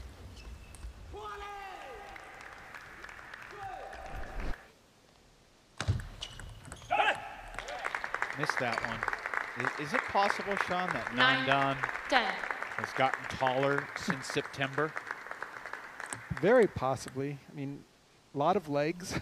I mean, almost probable. He's 16, 17 years old. But yeah, it's almost like, I mean, he's always been tall and skinny, but it's like he's taller and skinnier. Great stuff from Jiwei. 10-all. Great control of the short game. Jiwei able to drop one more ball to elicit the deep push to get his forehand in. But now we've seen Nandan, his serve has been so effective in this match. Golden point. And he wins it with an ace. 11-10. Nandan Naresh has had the serve working since the start and pulls out a beauty to take game 1. It's an art form, and it flummoxed Jiwei Shah. 11-10. Texas leads 9-4.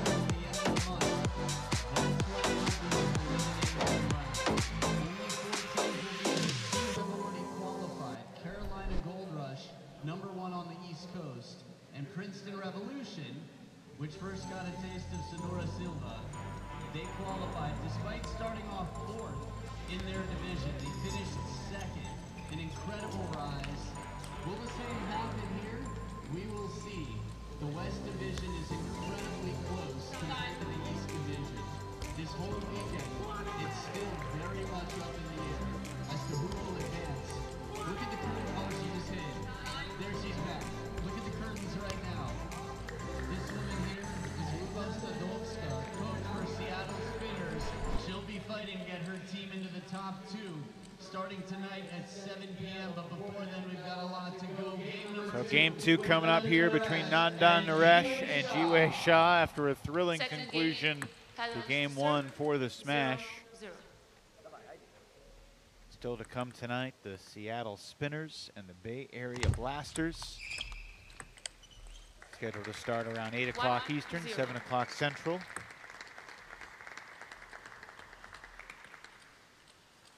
One nugget to throw at you, Sean, as this game continues.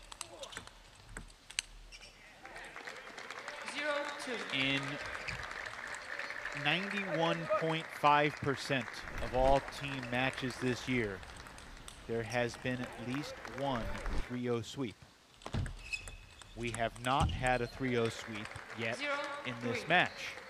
So either Nandan overcomes his 3-0 deficit and sweeps Ji-Wei Sha 3 straight, or this will be just the 8th time in 83 total matches where all 5 of the matches, singles and doubles, were 2-1 one way or another. And tonight, with the order mixing it up as much as we've seen it, you would have thought that there would have been a couple sweeps, especially with David McBeath moving down from the 1-2 spot. So I just think these two teams are so evenly matched, and it is at such a critical juncture of the last match of the Western Conference, both teams fighting to make the playoffs. As you said earlier, Evan, the paddlers have a little bit more breathing space if things weren't to go their way, but that's the opportunity to shut out the opponent. And again, Nandan Naresh with the deep serves. Ji-Wei making contact on that one, but no pressure. And that's what Ji-Wei needs to do. Get into the counter-attacking rally, especially when he plays it into the body of Nandan. In what ways have you seen Nandan evolve / improve since September? I mean, you remember that Santa Cruz weekend, he was overwhelmed facing Cole in the first time Texas ever played Portland. Yeah, it looked like in that particular match he must have missed like 5 serves in a row. Just, I think. Like he was 16, it was first ever professional match. It's understandable.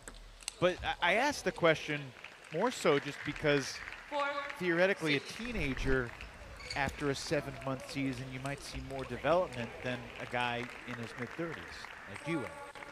Absolutely, and I think with Nandan, it's just getting accustomed to the speed, the heavy spin of the ball, of course tactics and placement.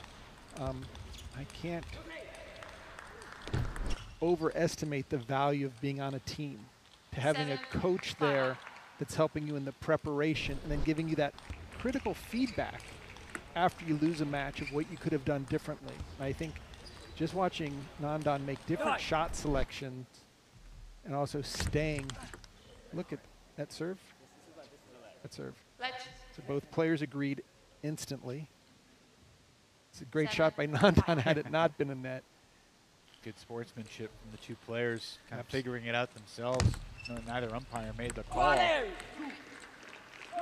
Ji-Wei just really struggling with the timing also.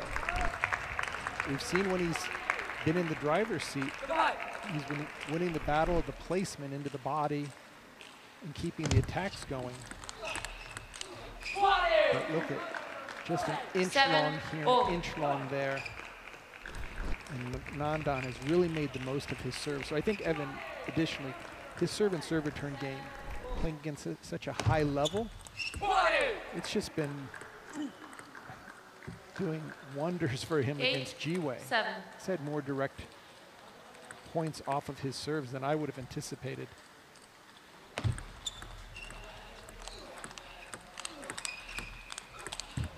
Again, great placement. Ji-Wei had to work for that point. 2 solid backhands before stepping around and getting his forehand into play. Ji-Wei knows the importance of each of these games right now, not just for this particular team match, but the overall standing. And that's a smart move there. 9-8. You just see him giving himself a little encouragement and pep. That first loop is so meaningful. He puts so much spin on the ball. Very difficult to counterattack it.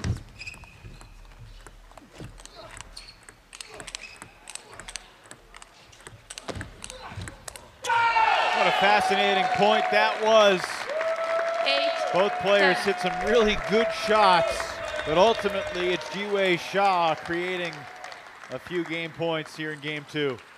Fought for that ball amazingly. Nandan had him on the ropes, But Jiwei able to keep one more ball going. And I don't know why he's chopping those balls. 9, Deep 10. side spin, topspin to his backhand. Could have used Tyrese's racket on that one to use the long pips to bring it down, but 2 more game points. And he Only takes needs it. 1. 11-9, second game. So this will be just the 8th match across 83 matches this season where there is no sweep. 5 straight singles and doubles matches, 5 straight splits through the first 2 games. Rubber game coming up between Jiwei and Nandan as Shah earns the victory in game 2 by 2.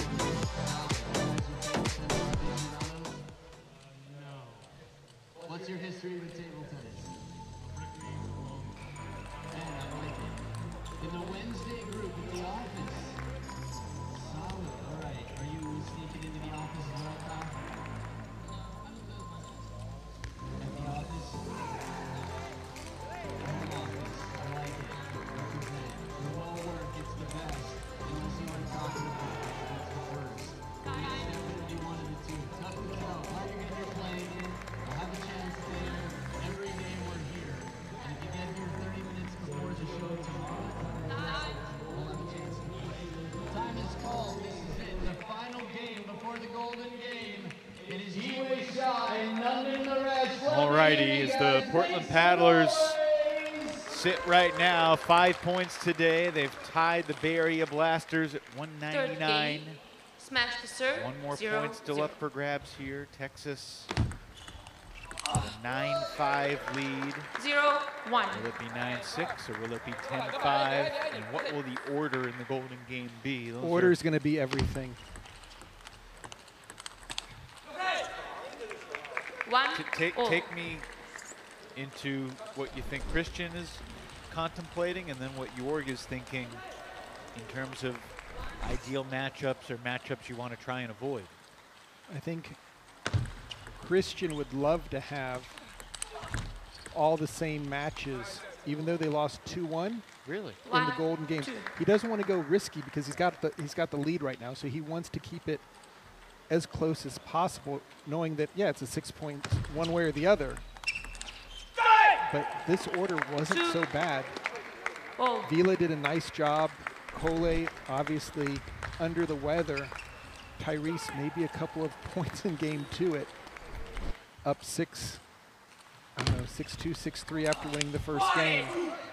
All these matches were winnable by either side. It just shows you how close they are in level. So this match, Nandan would love to add 1 more point going into the Golden Game. You look at the score right now, it's 9-5. There have been 2 golden points, both won by Texas. You flip those 2 golden points around, it's 7-7. Exactly.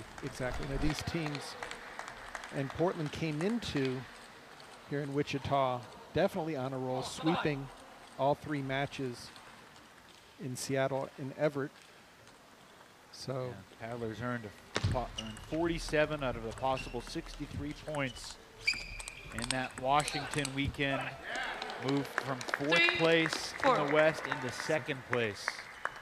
When you take out the entire field, that's going to move you up rather quickly, and they had a couple that were sizable wins. So Jiwei knows what's going on right now and the importance of each and every game.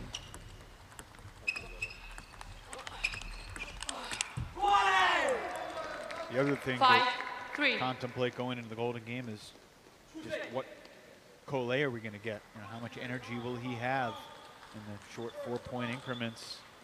Don't forget, we are 3 weeks away from the first ever Major League Table Tennis Championship weekend. It'll be in Chicago at Loyola Chicago, April 26th and April 27th. Oh, that ball caught the back edge. 6-3. Jiwei worked so hard to earn that point, and at the very end, Nandan's ball just clipped the back edge. I saw Jiwei. You can see the frustration on Jiwei's face right now. It's understandable. You feel like you're playing pretty well and you're down 7-3. And then you basically play the perfect point and the opponent gets a back edge at a point you absolutely had to have. And Nandan is just locked in. 3-8. 8-3 lead here for the smash. He's just free swinging. No difficulty going for the counterattack. Oh, Nandan made a great backhand and Ji-Wei just said, okay, let me raise you one, and backhanded off the bounce faster than you can get ready to play the next ball. Wicked backhand return from Ji-Wei Shaw. And that's almost a little bit of a frustration one, where I'm not going to put it on the table. I'm going to just rip it. Timeout, Texas. Got Nishant Labaka mic'd up. He's on the phone with York Bitzigayo. I don't know if you guys felt it, but it was uncomfortable for me to watch. To be able to hit the ball that hard is crazy. To be able to do it on a receive like that in a moment like this, that's dangerous. That's crazy. So, a timeout here. Bro, your tactic is perfect. When you do like this, you make like the forehand, and you're playing closer to the table. Your tactic is perfect. Yeah, exactly. Just 2 balls. You just make your serve. You make your serve, and like depending on the spin that you put on your serve, you just get ready for the second ball. For instance, if you make like you underspin, you just make sure you get your legs ready, and you get your spin. And when you make topspin, you just get your legs ready, then you just get ready for the next ball. Because the next ball's not going to be that powerful. He just bailed out this one. Like ventriloquism right now. Okay. Right? I don't know. I might serve on backhand. I might serve on the front. Yeah, whatever you do, you might understand. Yeah, I don't know. I feel. And the conversation right here is not the way it appears. Just a couple high school kids who happen to be professional table tennis players talking strategy with their internationally renowned coach following along from Germany. Just 3 points between them. Nandan Naresh here and Ji-Wei Shaw. 8-5.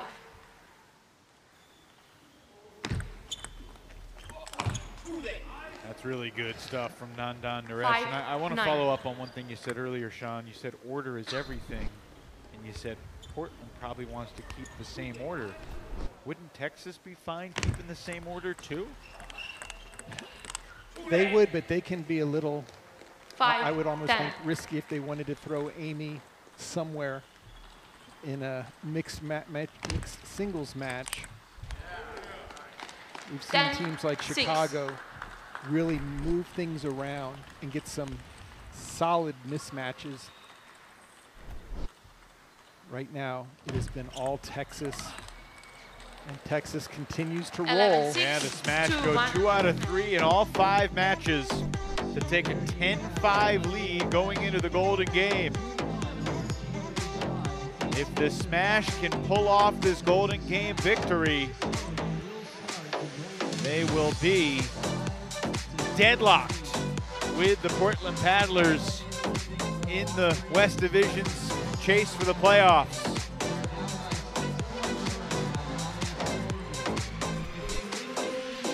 Exactly tied for second place. And tonight at 7 o'clock, the Bay Area Blasters in first place will be battling against the 4th place Seattle Spinners.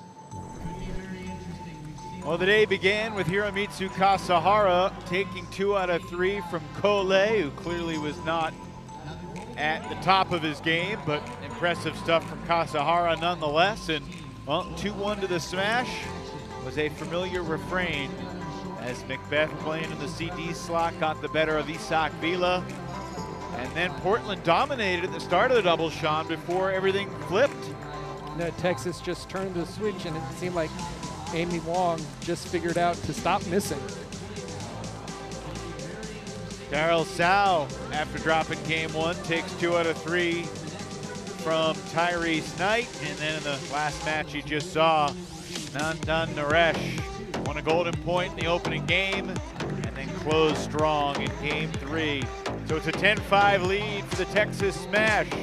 Let's toss it to Mimi Bosica to determine the order for the Golden Game. Thank you, Adam. As you mentioned, the Texas Smash lead 10-5 against Portland. So they will start with a 5-0 lead. which means Portland will get the first serve and also the first choice of player. Isaac Villa. Isaac Villa, who will play against Isaac for Texas. David McBeath will play first, who will play second for Texas. Daryl Tsao will play second. Portland, who will play? Rachel Sung. Rachel Sung will play second. Who will play third for Portland? Curley. Kool-Aid will play third. How about you, Texas? Hiromitsu Kasahara will go third. Who will go fourth? Amy Wong will go fourth, which means Nanda Naresh will go fifth. Who will play against Amy Wong from Portland? Tyrese. Tyrese Knight will play fourth. Jiwei Shaw will play fifth for you. Okay, coaches, good luck, and let's have some fun.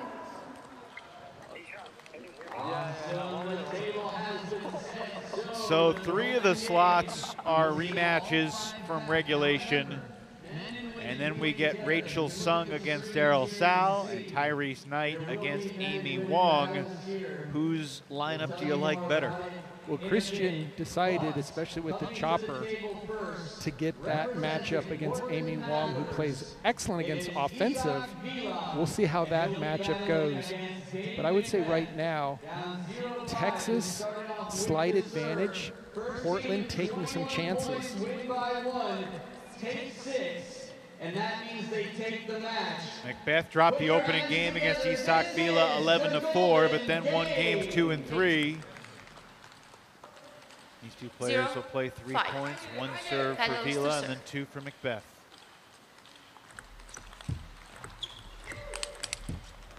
McBeath apologetic for the net ball, but he will certainly take it. Villa did a great job of getting back into the point.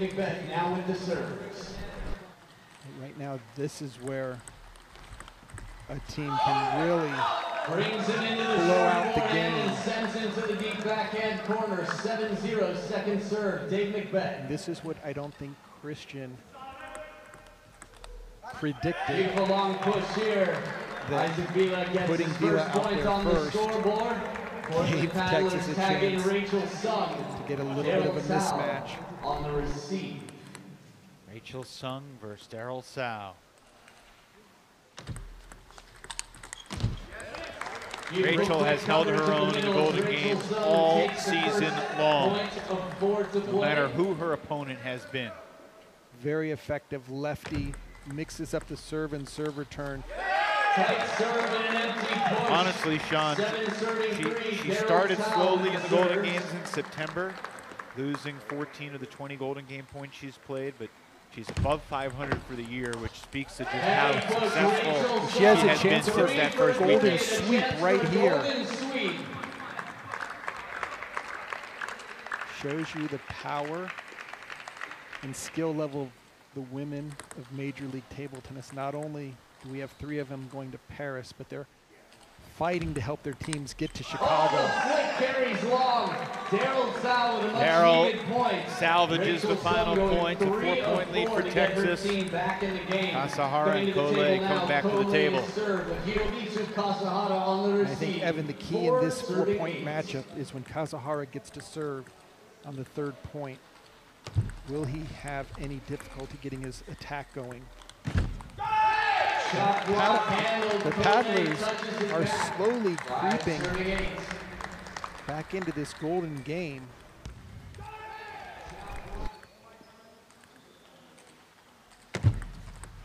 Oh, was that close? Service 5 serving 8 again. It was just a let.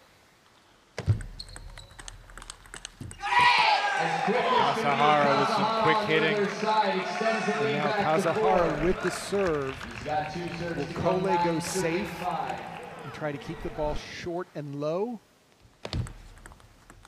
Nice deeper return. Cut across the ball. Would love to bring it within 2 points.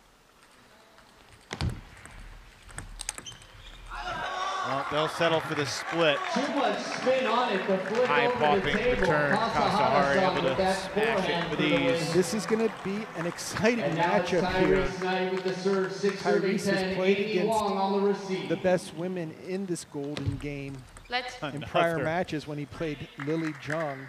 Another short serve that just crawled over the net for a let.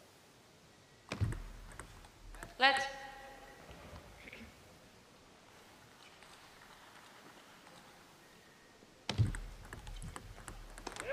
Tight serve from Tyrese Knight. Big point. 7 serving 10.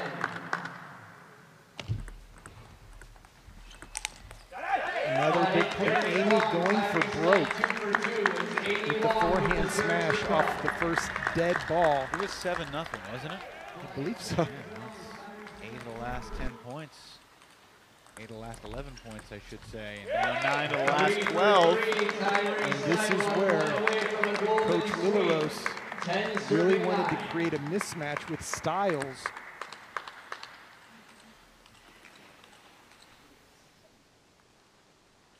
Long needs this one to keep the lead. That was a deep serve right into the forehand pocket of Tyrese that caught the net.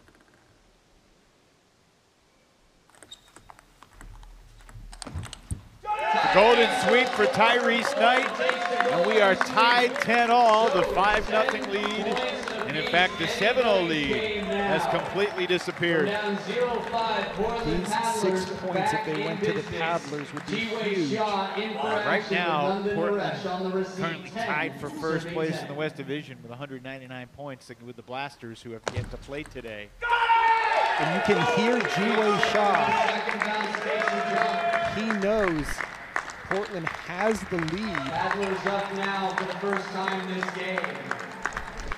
Not just in the golden game. Let. I feel like we might get a timeout from Texas if Ji-Wei wins this next point. Which he does. We shall see. It's a 12-3 run right now for the Smash. Or for the Paddlers, I should say. And Ji-Wei again dominating the short game. More energy from the Paddlers bench. And that's a 13-10 lead. And this looks like the Ji-Wei that we saw in Everett and in Portland, where after every single point, full encouragement. Oh, great shot by Nandan. Ji-Wei made a quality backhand loop, and Nandan able to counterattack it from net level. Sean, is this a good time to remind you that teams entering the Golden Game with a 5-0 lead this year are 35-2? The 95% winning rate. Just don't mention that to the Paddlers. One of those 5-0 comebacks was the Paddlers against Seattle back in September.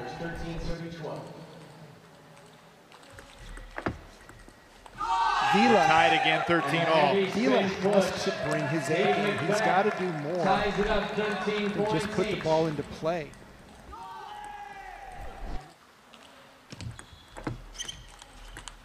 And that's a big point. Each one of these, both teams have to play it like it's the final point to get into the playoffs in Chicago. Very well could be. McBeath goes with a short serve, takes 3 out of 4. So McBeath ties it up for Texas, 14-all. Rachel Sunk versus Daryl Sal. 4 more points for these two players. And man, are these points massive.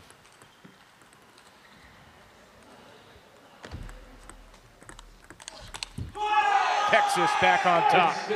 Daryl knows he has to land his forehand loop as early in the point as possible.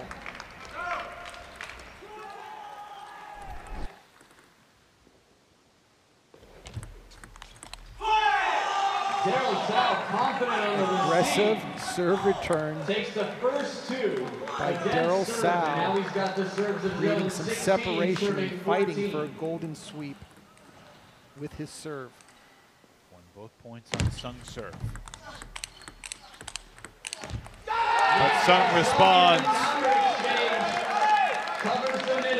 We're back within one. One more point for these two, and then Kole versus Hiro Kasahara.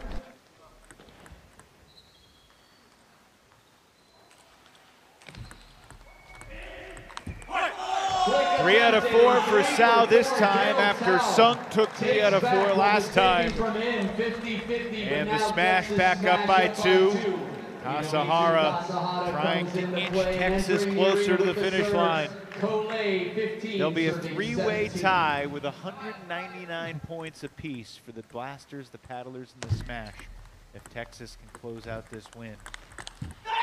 And Kasahara, just great counter-attacking ability. Kole made a good opening for Kasahara right off the bounce.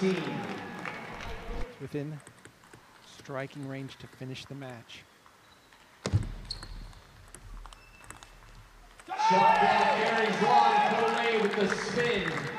The opening attack. Oh, we've experienced these types of moments all season long, Sean O'Neill, and the tension does not get old, I'll tell you. This is riveting stuff.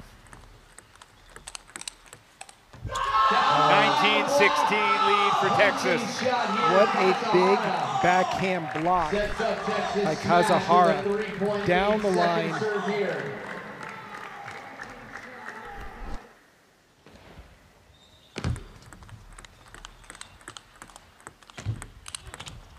Oh, Kole pulls a rabbit out of his paddle and brings Portland within 2. Check the replay on screen. Short stroke, barely a blink from Kole. Amy Wong has been in this position multiple times. Amy Wong on the right receive. now. The night trade, Tyrese Knight to serve. Tyrese Knight misses his own serve. That's a killer. Now Tyrese needs to win each of these next 3. Amy Wong sends it into the net. But the game, the match on Texas's paddle. Timeout Texas. Amy Wong's going to have a little bit extra time to contemplate what to do with these next couple of serves. If G-Way and at a time like this, the whole team will be talking. What can I give him? How can I get myself in for a third ball attack? Remember, at this level, rarely are players serving to win the point outright. It's good. I promise it's good. Just to make it uncomfortable enough that the opponent plays something. Let's go! Come on, Amy! Let's go! Let's go! If Tyrese Knight can win these next 2 points on Amy's serve, then it'll be G-Way versus Nandan, the ultimate golden point. I gotta feel like Amy is gonna go for a winner.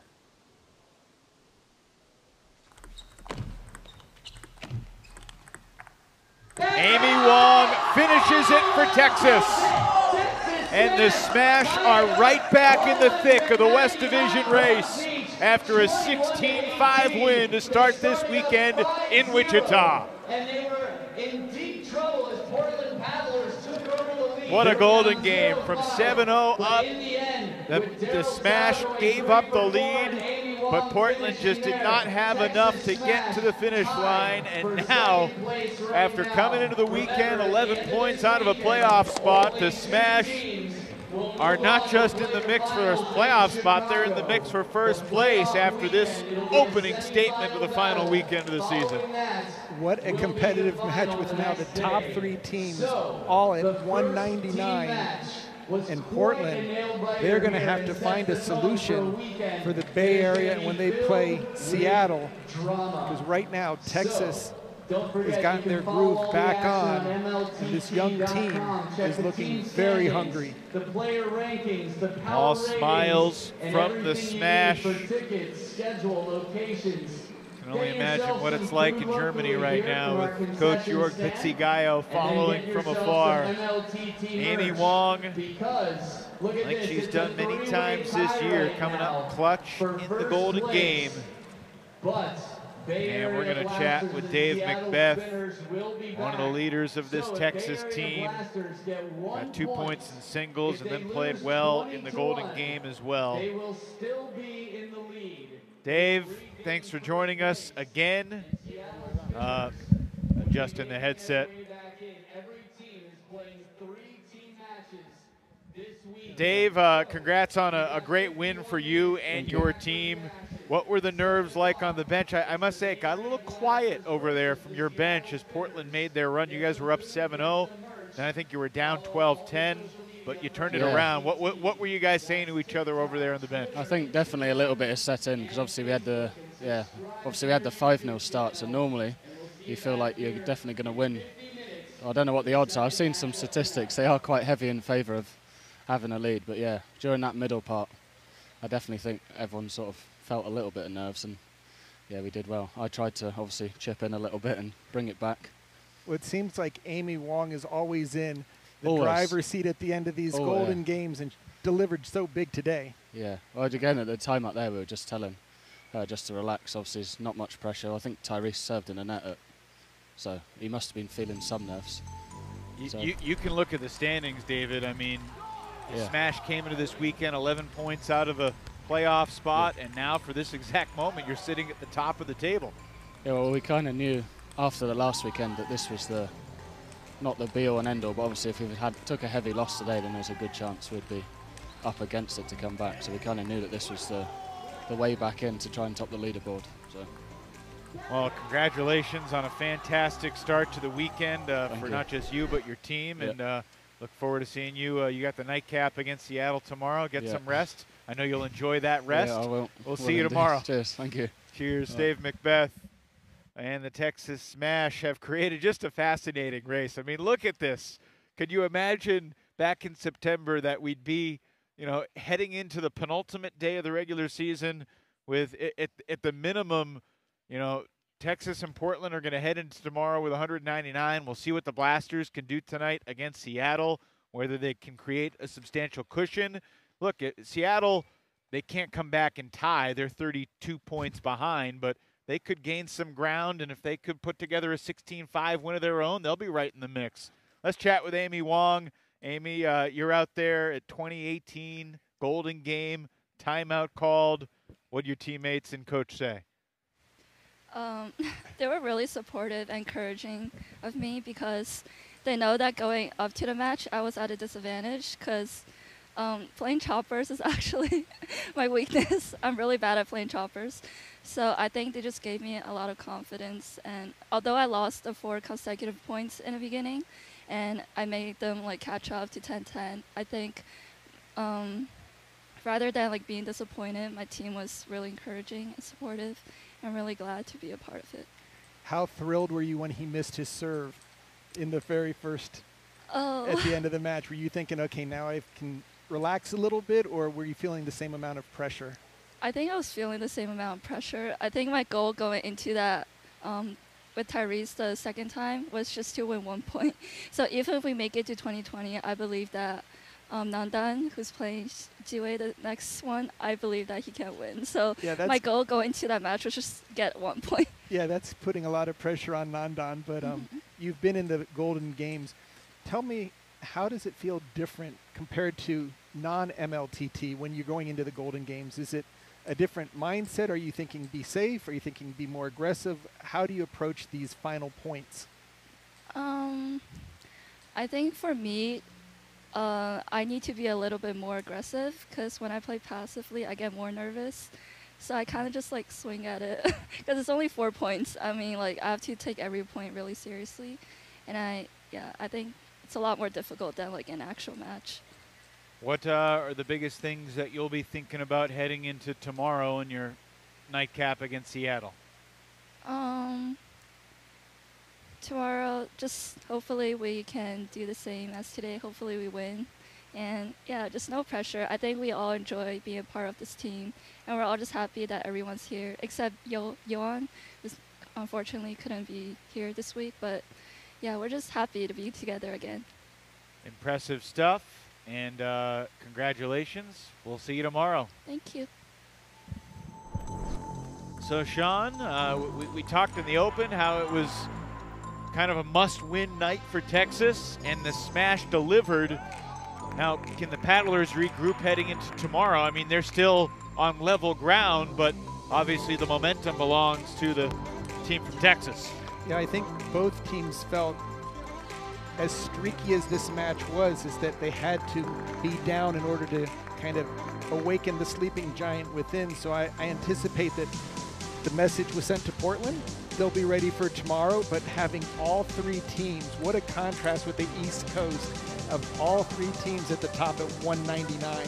Wild stuff. Our weekend has just begun here in Wichita. We got the Bay Area Blasters and the Seattle Spinners coming up at the top of the hour, about 45 minutes from now. For our entire broadcast crew and for my partner Sean O'Neill, Evan Lepler saying so long for now. The Texas Smash are right back in the thick of the West Division playoff chase here in the final weekend of the season.